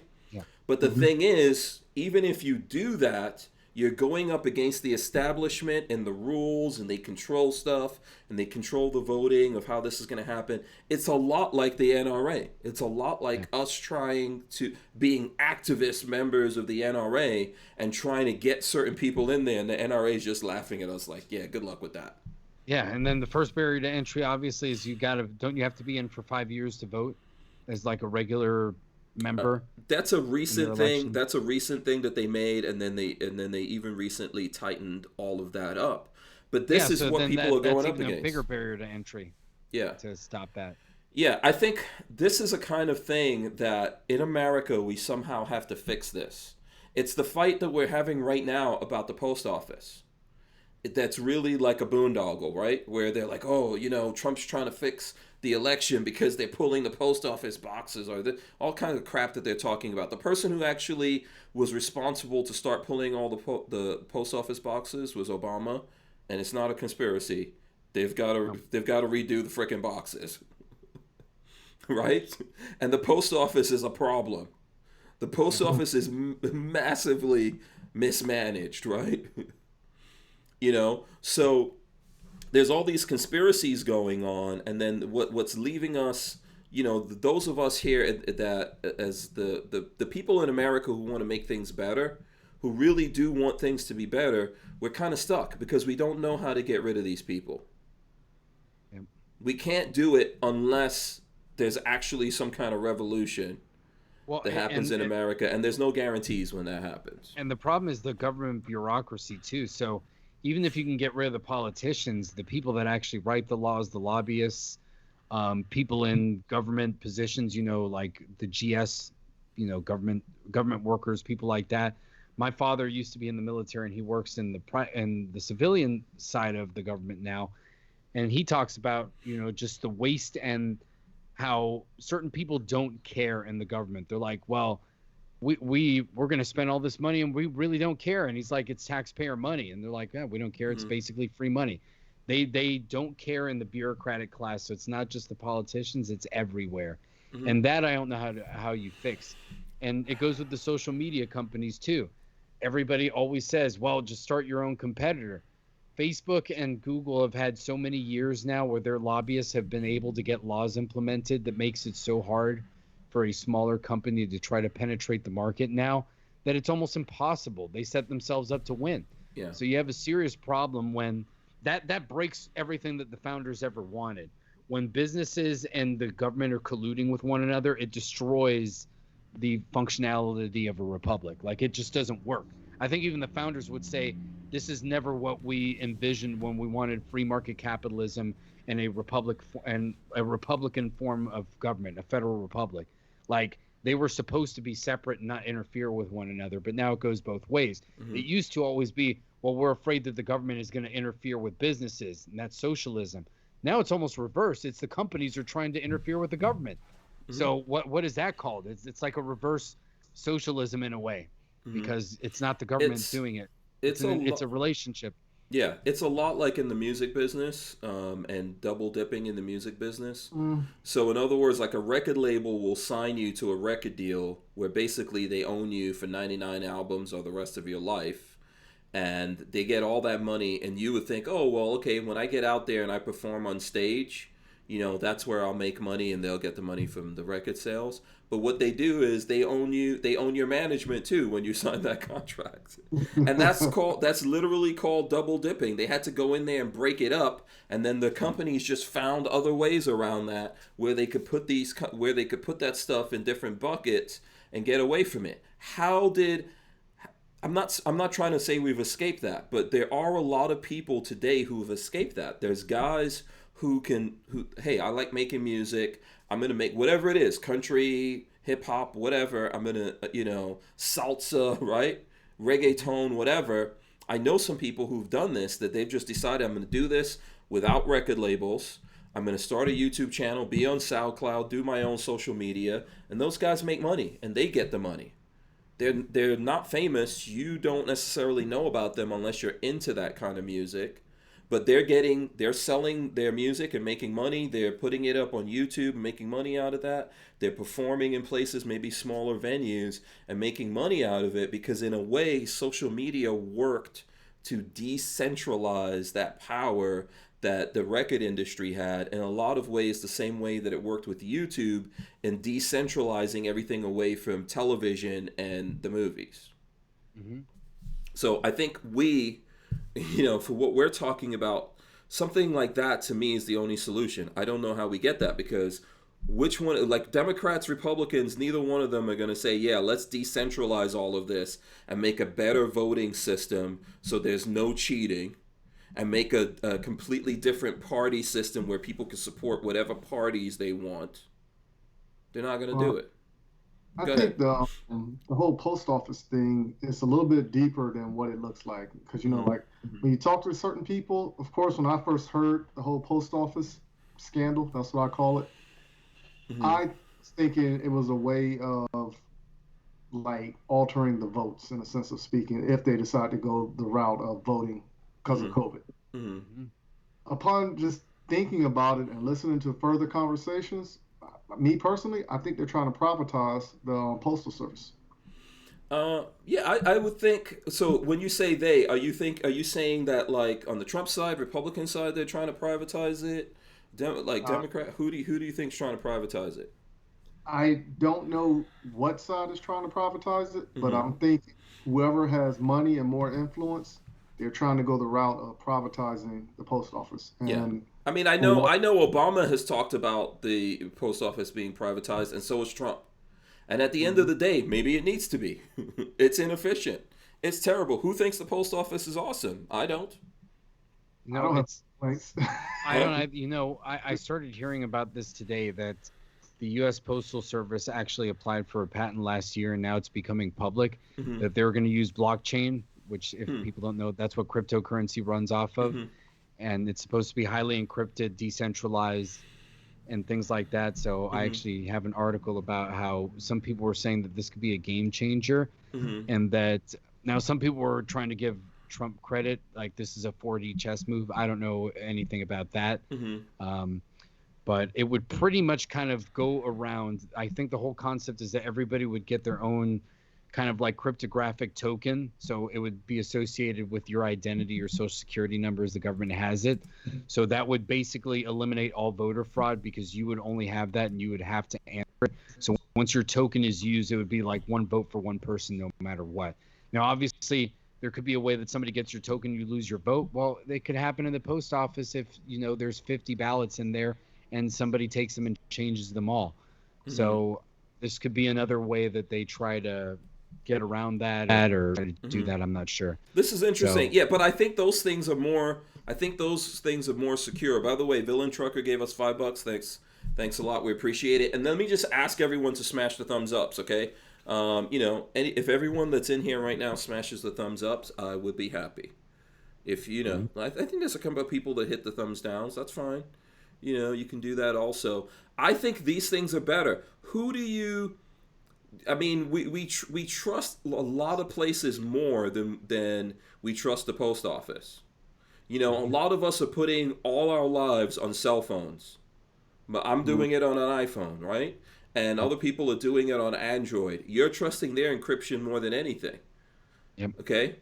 So this is your vote. Now, I'm not saying it's not important, but there's already the technology we've been using for 100 years is already wide open like Swiss cheese. Right? So why wouldn't you take a chance on this other technology that exists out there, to change this? So I see Guns and Gear. Mike is out there. He says one of the reasons the USPS is broke is because they're one of the very few federal agencies that had to prepay, set aside money for pensions when most agencies don't have to, due to that, due to with the pensions and everything. And they're just unfounded liabilities, he's saying. Okay. Yeah. So I guess he's saying that most agencies don't have to do that, but the post office has to. So that's interesting. I didn't know that. I didn't know that about. I I didn't didn't either. realize. Yeah, because that's what I thought this shell game was with a lot of these companies. So they have this money, but they can't touch it. I think is what Mike is saying, right? Is that because it's a federal? Let me see. He says most departments / agencies would be broke if they had to do that. Yeah, that's true. That's what a lot of them are doing. Yep. That's what Social Security is doing. Yep. That's what the teachers' pensions are doing. I'm still trying to figure out. I didn't know that the post office had to set that money aside. So it's in a lockbox. I mean, well, you got to think about it too. If it's somebody actually, because they got to pay out to a certain entity, so you can't receive it at a later date and time. So, yeah. So that's not like a credit type thing going on. So then, if people are afraid of the post office failing, it could actually fail. It could just be shut down then, because at least the people who work there, their pensions are safe. Right. Right. Yep. So, because I think that maybe we need to do this in a completely different way. I'm interested. So, what does Guns and Gear? What do you think about this? Do you think the post office should be privatized, go away altogether? Let me know what you think about that. I'm interested in seeing. But yeah, I didn't know that. I didn't know that they had to lock that money away. That money is probably massive. Well, so security money is massive until they started borrowing from it, and then honestly, the reason why they want to get rid of it now is because if you don't get rid of it and they start doing an investigation and they start digging back, well, who took the money and didn't replace it? And then people start getting in trouble, jail time, and all this other stuff. Takes away. Yeah. At some point, the Social Security is like a big, massive Ponzi scheme. And at some point, the thing about the Ponzi schemes is at some point you have to pay someone that you cannot pay, and you're gonna have to go, I don't have any money to pay you. Yeah. So Vanessa Kitty says, just like Social Security, we pay to gain benefits in the future. Those are obligations to our future payments. That's I also heard that part of the reason that the post office was getting dominated is because I don't know if Mike has heard about this too, because it seems like he knows a little bit more about the internal functioning. Is I think they gave a sweetheart deal with Amazon Prime as far as shipping, and they were getting destroyed up the nose through that because the rate that they agreed to is just so much less than what it would have been normally. But look at what Amazon did, man. Amazon's air fleet. Oh yeah, they're trying to cut USPS out. Yeah, but that doesn't mean that they that they saved so much money by going with the USPS that they were able to create their own competitor. No, that could be it too. Yeah. So Mike says this. He says, what is distinctive about the USPS is that as a result of the 2006 Postal Accountability and Enhancement Act, which is PAEA, they are also required to pre-fund their retiree medical promises. Mike actually is into this stuff. Yeah. He says, however, what is also distinctive is that any private sector company may simply cancel its retiree medical benefits at any time. And then he says the funding requirements for the USPS exist because only an act of Congress would enable them to cut these benefits. Wow. Yeah. He says, quote from a recent Forbes article, he said, but I remember when it happened, as my mom was a postal worker when it happened. Okay. Yeah. And I'm sure he deep dived into that. Yeah. By the way, Mike is one of those people, man, that can make a lot more money, I'm sure, from doing other things, the brain or whatever. Don't let that bald head and the beard fool you. Yeah, this is, it's amazing. It's amazing. I don't know what's going to happen there, man. I feel, if you ask me, if I had to bet, I would bet that they're going to keep this post office somehow moving forever. Oh, yeah. that somewhere, no matter what, they're going to keep this whole thing moving forever, because the big thing about that's a big chunk of money that someone is running. Okay, I wonder exactly how big it is, and if it's the kind of money that can control, like, crash the stock market type money. He says the USPS is one of the enumerated powers in the Constitution. That's why it takes congressional action. Yeah, that I've heard about. Yeah, so pretty powerful. And you know what's funny about the post office? They have tactical units. I don't know if people really realize that. I've met dudes in their tactical units, huh? I knew they was buying up a lot of ammo. They have their own tactical units. Yeah. Wow. Yeah. Because I remember talking to one guy in their tactical unit, and it was something he was complaining to me that he said they can't have. I can't remember if it was machine guns or suppressors. So they can have one of those, but they can't have the other one. And I was like, wait a second, exactly what department? He was like, yeah, I'm in a tactical unit for the post office. And, I saw him at SHOT Show. So Mike probably knows something about what kind of, but yes, the post office, there's a lot of government agencies now that have tactical units. But this leads me to think that, like, any government agency that has that kind of money, okay? Any government agency that has that kind of money, yeah, I'm just going to leave it there. They have to be really, really, really, really, really powerful. Yeah. Well, you also got to remember, if the fall of the government, they want to keep certain things still active, even though the fall is happening. And in the case of the rebound, it's not like reinventing the wheel. Everything is still kind of in place. So, yeah. Well, isn't there something, I think it's called Presidential Initiative 51, where they developed it, I believe it was initially after September 11th, that it ultimately allows that if there's a huge emergency anywhere in the world that threatens the continuity of the U.S. government, that essentially the executive branch would be able to take over. I don't see how this is constitutional, but you guys can look it up. I can link a video that an independent journalist did on it. And they would almost create a liaison between the three branches of government, but they would act almost on a smaller level than they do now in case of a crisis. So nothing would surprise me. I know there's some books. There's some books that allude to that kind of stuff, like Angry American. If you read his series, what is it? The Going Home series, I believe it's called. He talks about the post office, because those books talk about a apocalyptic event that happens. I think like an EMP shuts everything down in America, and one of the things he talks about in there is that the post office, easily becomes like some kind of force, right, in there. And if you think about it, you're talking about something that's everywhere in America, and it has offices and headquarters and stuff like that everywhere. So yeah, who knows what's going on with that, huh? Scary thoughts. Yeah, there's a lot of crazy things like that going on out there in the world that we don't necessarily think about. Well, we don't know about. That's pretty much what it's down to. It's like, I didn't know the postal unit had a tactical unit.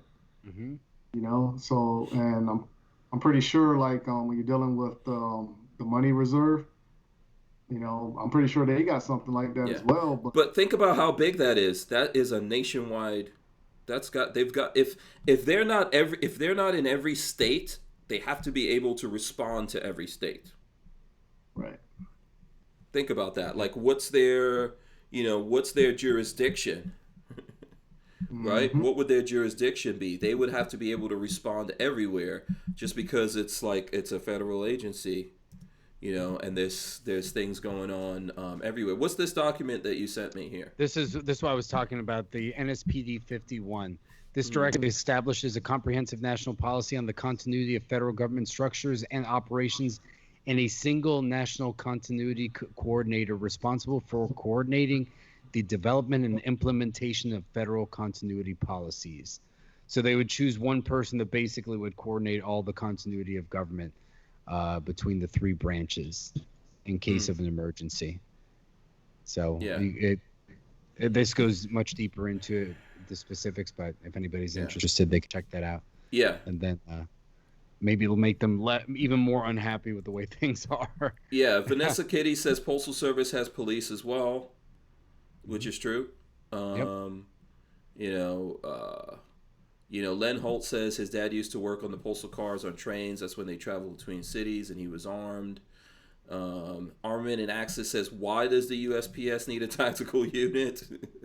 Well, wasn't there that saying back in the day that if because mail was obviously so much more important back in the day before we had internet and telephones, that if there was an intersection and you had like an ambulance, a police car, and a postal car, which one is the one that gets the right of way? And they'd say the Postal Service gets the right of way in that situation. Yeah, because the mail has to go through in case there, a time of war, a tactical order or something needs to go through, something strategic. The Postal Service needed to make sure that it could send those things out. Yeah, there's a lot of things that I think that are going on. I know when I looked at that interview with Joe Rogan and what's his name? What's the name of the WikiLeaks guy? Assange. Or was it not Assange? Snowden. Snowden. When I was looking at that thing with Snowden, he was just talking about like we don't actually have the Constitution in America. We just don't realize it. Most of us just don't realize it. Technically it doesn't exist. All the things happening. If you look at that Shadowgate documentary that's out there, and you look at what those guys are doing, they were literally, so everything that goes on social media and your phones and all that kind of stuff, there's a massive data dump that they're backing up all this data to servers that aren't even in America, right? And once they have this data, they can write all kinds of algorithm to figure out things about people and investigate people and pull up things of people. And it's not technically, they don't have to follow the law because that thing's not even really in America. And we're not even aware that all of that kind of information is out there all the time. So we just don't realize this. We're just functioning like this. And at some point, it's going to probably come to a head, right? It just depends on how long. We know that the CIA has always done things like that where they'll send, the U.S. doesn't torture anybody, but this other country might, so let's send them over there. They can torture them, and then they can give us the information back if things happen like that. Yeah. And every country's done things like that. That's not just to say that we've done that. Other countries have done even worse. It's just whoever's in power, if they can get away with something, they'll do it. Yeah, it's interesting to look at that. I mean, that's something I'd like to talk about Guns and Gear about. I don't know if you'll talk about it, to be honest with you. But when I was looking at that thing, it was talking about all these generals, who were working for the military, and then when they got out of the military, they went and so they were doing top secret stuff, having access to all this data, and they figured out how to weaponize social media and all this data to fight wars, and then they got out and they went into the private sector and started companies doing the same thing. And there basically isn't any oversight of that, and we're talking about people like that. This is Republicans and Democrats. Well, when you see, there was a few years ago that I think she used to be in the Air Force. I think she worked for the Air Force Chief of Staff, and I forgot where her name was. She started there. Boeing and Airbus were competing for the fuel tanker, next generation fuel tanker contract, and I think when she retired, she started working for Boeing, and she basically gave them all the information that the competitor had so that they could beat them out on the contract. And I think she got arrested for it.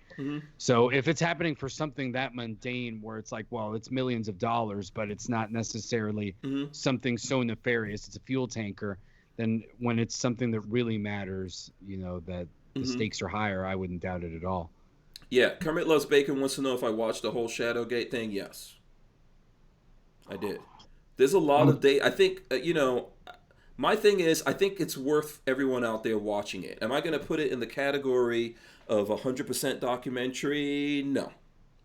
Right? But it's worth it for everyone to watch because in an hour and a half, it puts a lot of things together. So you are already going to have some information.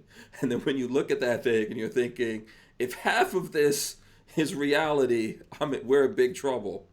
But you know it. If you listen to it, you're like, okay, I don't know. You didn't get a chance to watch it, Rolando. And then No, Mike, no, I I know only didn't. just heard. I only just heard about it this morning, so I haven't Yeah. gotten to see it yet. Yeah. So I think that's the thing that we really need to realize. And one of the funny things for me, so my brother has been doing IT stuff for a long time, and he's been telling me since like the '80s. He's like, you don't have any idea. He's like a coder, all that kind of stuff. He's like, you don't have any idea of what people can do. I remember him telling me in the '80s that they could track license plates and stuff like that. I was like, that's BS. That's in a movie. There's no way that's possible. He's like, yeah, they can. So today we all accept that. So just think about it. When someone's telling you that today, hey, because of social media, these people can literally control your moods. They can push you in a direction and set you off, and they can create problems anywhere that they want to. And you're like, oh, no. There's no way that they can control what people are getting in their feed and what they're hearing about and all this kind of stuff, and they know what buttons to push on people. Yes, they do. Well, we don't get to see the algorithm because that's intellectual property. So of course they can do whatever they want. So yeah. Yeah. So Kermit Loves Bacon says you got to watch out for the shady dude who texted you that video. Okay, I'm yes, that was him. That was him.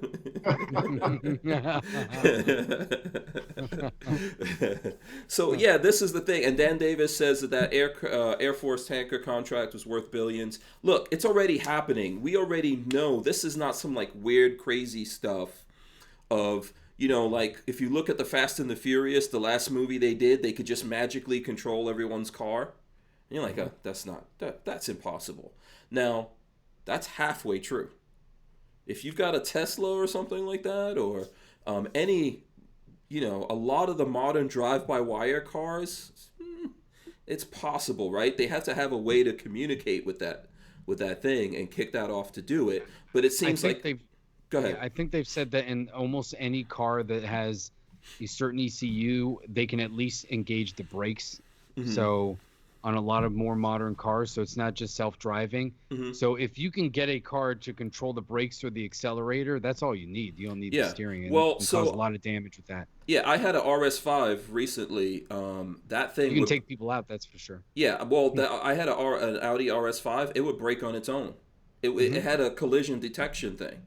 And it did it to me one day. I was driving, and it predicted that I was going to crash, but I already saw what was happening, and it was hitting brakes and doing all kinds of stuff. Yep. Is that the one you want to let me drive? No.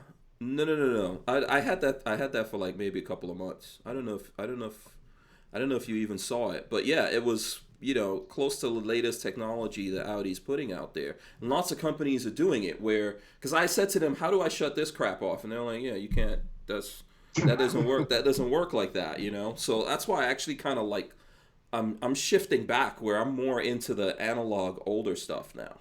I have only ever driven stick shifts, and as long as I can get away with it, I will always drive a stick shift.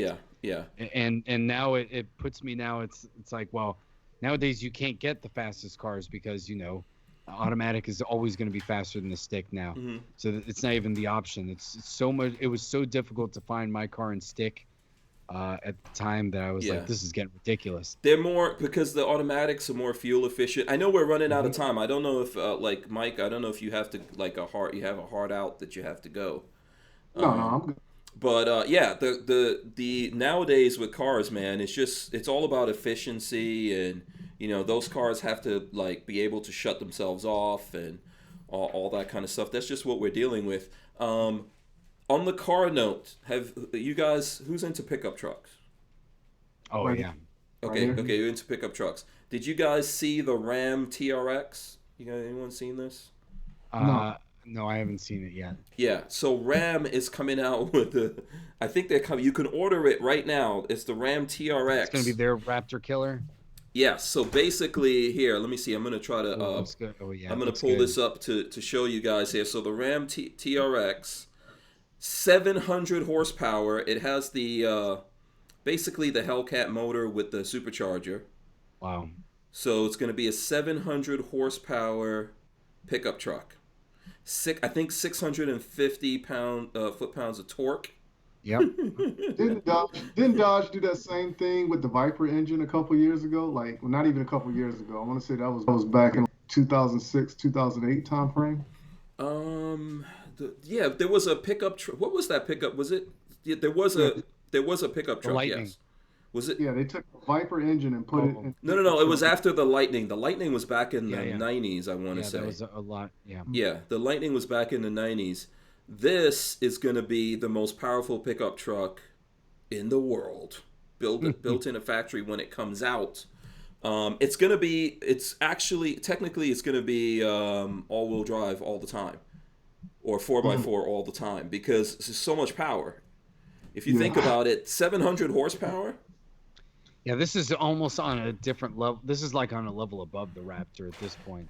Yeah, Man, I that's mean, Ford is too this. hot for that horsepower too. That's too hot, sitting up too hot for all that horsepower. Yeah, well, so Ford is gonna. This is gonna kick off a war right here. For the Raptor is gonna.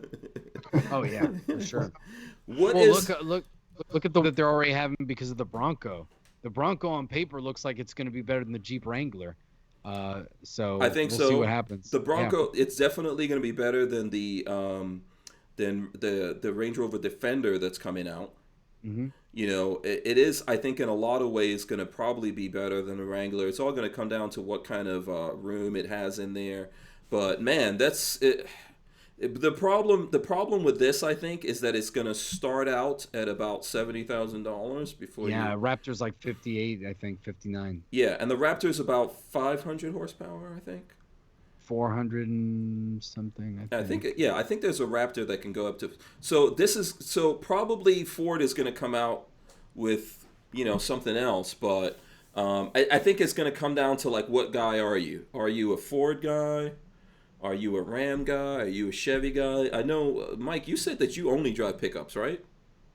Yeah, I only drive Fords. Oh, you're only a Ford guy. Oh. Yeah. So would you consider looking at this Rebel, which by the way, it's not a Rebel. It's the TRX, but it's built off of a Rebel, which I have a Rebel, right? Which is a good looking car. What do you think about this, Mike? Would you drop being a Ford guy, or is that sacrilege? That's sacrilege right there. I think my dad would actually turn over in his grave if I was to actually purchase a Ford. But are you tempted? Are you tempted? No, not really, No. because I'm not into material stuff like that. Okay. I look at it more like what I got gets me from point A to point B. I'm happy with it. You know what I'm Okay. saying? So, but I'm not gonna go out and just buy the latest and greatest because, actually I would take that money and that I would actually buy a new vehicle and I'll go ahead and invest in training, to get better for competition shooting or something like that. Yeah, yeah. So Dan Hates You said IFS is not better than Solid Axle. Leo P30 SK says the Bronco will never be better than the Jeep because it's IFS. That's true. What does IFS stand for exactly? I think you mean independent front suspension Okay.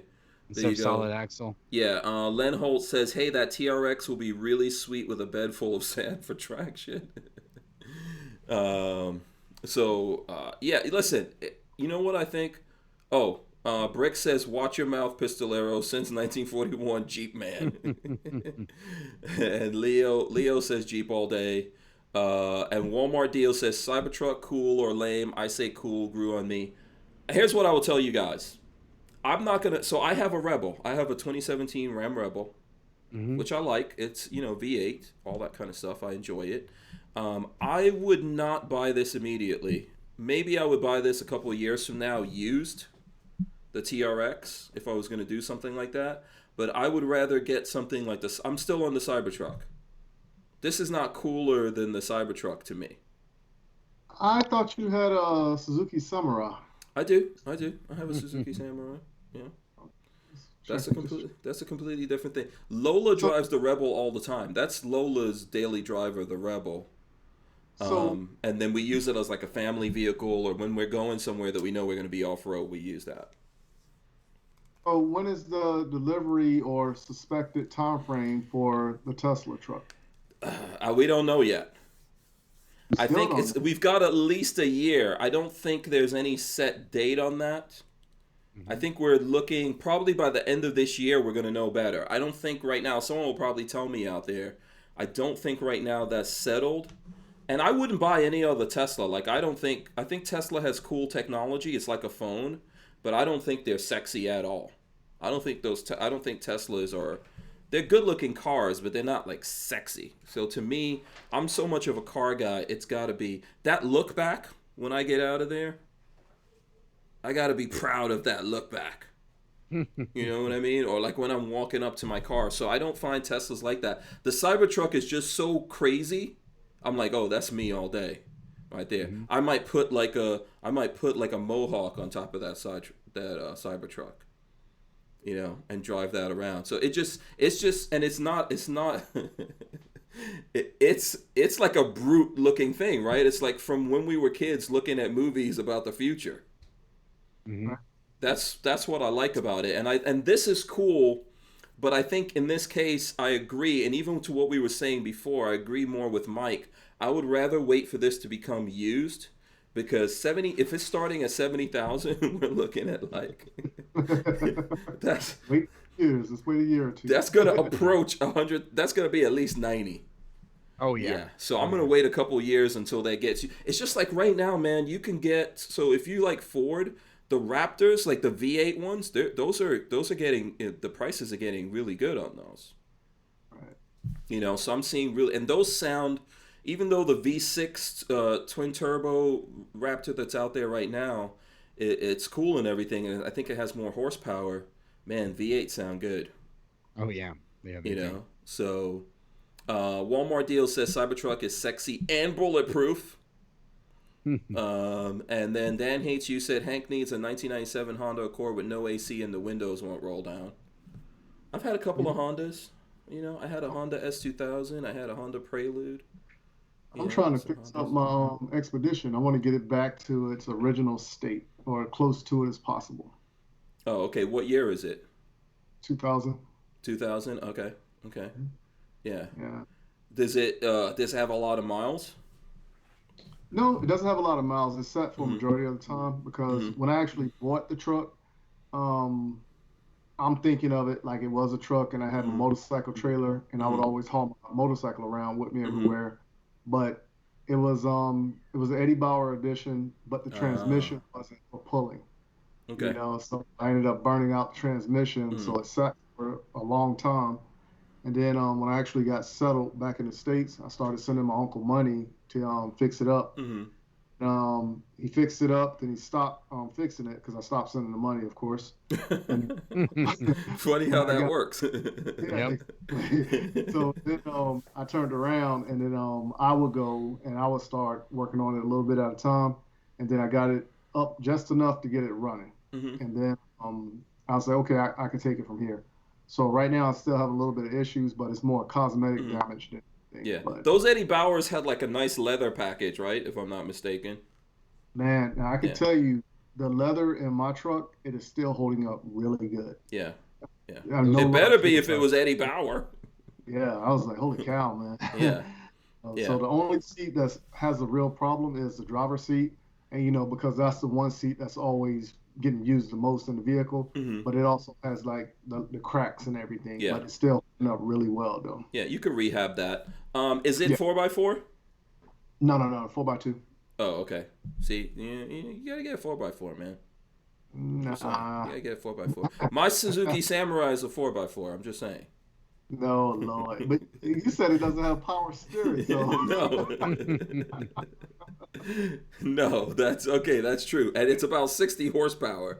Your Eddie Bauer's probably lost 60 horsepower since 2000. Man, every time I'm at the light, I still drive it like every other day or so. But when I'm at a light giving it gas, man, it's like it coughs before it takes off. Yeah, you might have to do an engine swap or something. Yeah, engine swap or something like that into that. Do you have a pickup truck, Rolando? No, I drive a Mustang. I would love to have a pickup truck after that. I just don't know what I would get. I'm also into vans. I would totally dig the van life if I could do that. Yeah. No, it's a cool idea. Reality, I don't know. so much. So. I could definitely do it. I don't think Joe would like it, but I would definitely be down with that. Yeah, I would do the van life for driving around the country and making videos. Yeah, that would be like awesome. what Talon Sai is doing right now. Like, is that what he's up to? Yeah, I think he's trying to hit up like every state. So he was hanging out with Coleon. So he went through Texas. He was with Demo Ranch, and he's just going to different like pretty much different either gun related folks or businesses, or just going to like state parks and showing it off. Yeah, I would do that. His van is pretty sweet. I would love to do it. Yeah, I would do it in a heartbeat. Lola wouldn't do it, and she says I probably wouldn't really like. I'm probably more in love with the romance of living. I drive so much. I drive so much for a living, and I have over the years that I really love being on the road. So if you gave me an even more comfortable way to be on the road, I would be totally down with that. I think I could do it. I used to have one of those big passenger vans. If anyone goes back and looks at my old videos, you'll see me. I remember I did a video with Mac at like in Kentucky at the bullpup shoot. Someone said I didn't mention bullpups. Boom. There you go. And I had it was a big passenger van that I had. And in the back, you could like drop all the seats down. It was a big bed. You know, the boys had like little captain's chairs behind us, and they had their own TV and VCR and all that kind of stuff in there. It was fun. We drove all over the country in that thing. So the only thing it was missing is 4x4. So if I had it to do all over again, I would have to get 4x4 in there. Okay, so listen, we've gone way over the 9 o'clock hour here. I'm going to cut all this off. I'm going to give everyone a chance here to tell the folks how they can get in touch with them. I will start with Mike. Mike, how can the people catch up to you, catch your matches, and then also catch your appearance at that Chippendales in Daytona? How can they? Because I know that some ladies were curious about that. That's why. Yeah, like I said, come on down to USPSA and catch the show that's going to be in effect. But please go to Facebook, follow me at M-W Tactical on YouTube. Follow me at M-W Tactical, and Instagram at Munitions Weapons Tactical. So between Instagram and Facebook, I post all my matches, but I don't do it as one video. So I'll just post each stage like so many times in a week, so you can just what's going on. Okay, so if people were interested in getting into competition shooting, do you like give people tips or anything like that? Yeah, I'll help you out. I'll point you in the right direction. If you live like within 2 hours of me, or you're willing to come to me, like I can take you out to the range and I can show you what to expect, break down the rules a little bit from a beginner standpoint to get you comfortable with the movements and what you got to do to stay safe so you don't get DQ'd. But if somebody lives like out in Texas and they want to talk about it or whatever, I'll give you my insight, and then I can refer you to somebody who I might know who lives in that area or close by that can help out with the one-on-one personal training. Okay. I would definitely talk to you about that, because before COVID, I was about to start getting into that, but obviously that kind of don't let COVID stop you. Mike didn't let it. Well, it's more getting the ammo, because obviously I don't reload. So at this point, it's like I wouldn't have enough ammo to start competing, and it would be cost prohibitive. But I was getting into shooting steel and all that stuff. That's what I got into first, and they did USPSA and IDPA in the pistol club that I was a part of. So that's naturally how everybody seemed to start. They started shooting steel, and then they would go to USPSA and 3-gun. Okay. After they get comfortable. All right. All right. Very cool. So Rolando, how can the folks out there, how can they support you? Where can they go? What can they watch? How can they communicate with you? Best, if you want to watch us, like we said, we have Locked and Loaded Latinos. It's an ampersand in the and, not spelled out. On our YouTube channel, my wife and I do a podcast every week, every Sunday at 7 p.m. You can follow me on all the major social media platforms at Puerto Rican Pistolero. And I believe Latina Locked and Loaded is going to be on with you tomorrow night, isn't she? So if you want to get more tomorrow. More of the Latinos action, feel free to check her out. Absolutely. And you guys was it Gun Talk Radio that you had? Who was that you had on? Yes, okay. Joe was on Gun Talk Radio with Cheryl Todd a couple of weeks ago, and that episode just came out. Oh, okay. This week. Very nice, very nice. Okay, so I just want you make sure you guys go out there, follow, support these guys. Thanks to everyone for joining us. If you're still in here, smash the thumbs ups. Okay, we appreciate that. Big shout out to Walther Arms for sponsoring us. I'm gonna hit. You guys stay right there. I'm gonna wait. I just pressed the wrong button. Welcome wrong back thing. to the Hank Strange. That's how terrible I am. Let me press the end thing. There you go. All right. Make sure you guys subscribe to the channel, ring the bell so you can be notified every time we go live. We're going to rip the audio out of this and put it up on iTunes and other places that you guys listen to your audio podcasts. Of course, go to Hank Strange and sign up for our email list. Thanks so much. M-W-Tactical. Make sure you check him out. Puerto Rican Pistolero. Also on here. Thanks, everyone. Good night. Who wants the last word? Drink water, stay hydrated, and be good. Absolutely. We're out of here. Peace. Sounds good.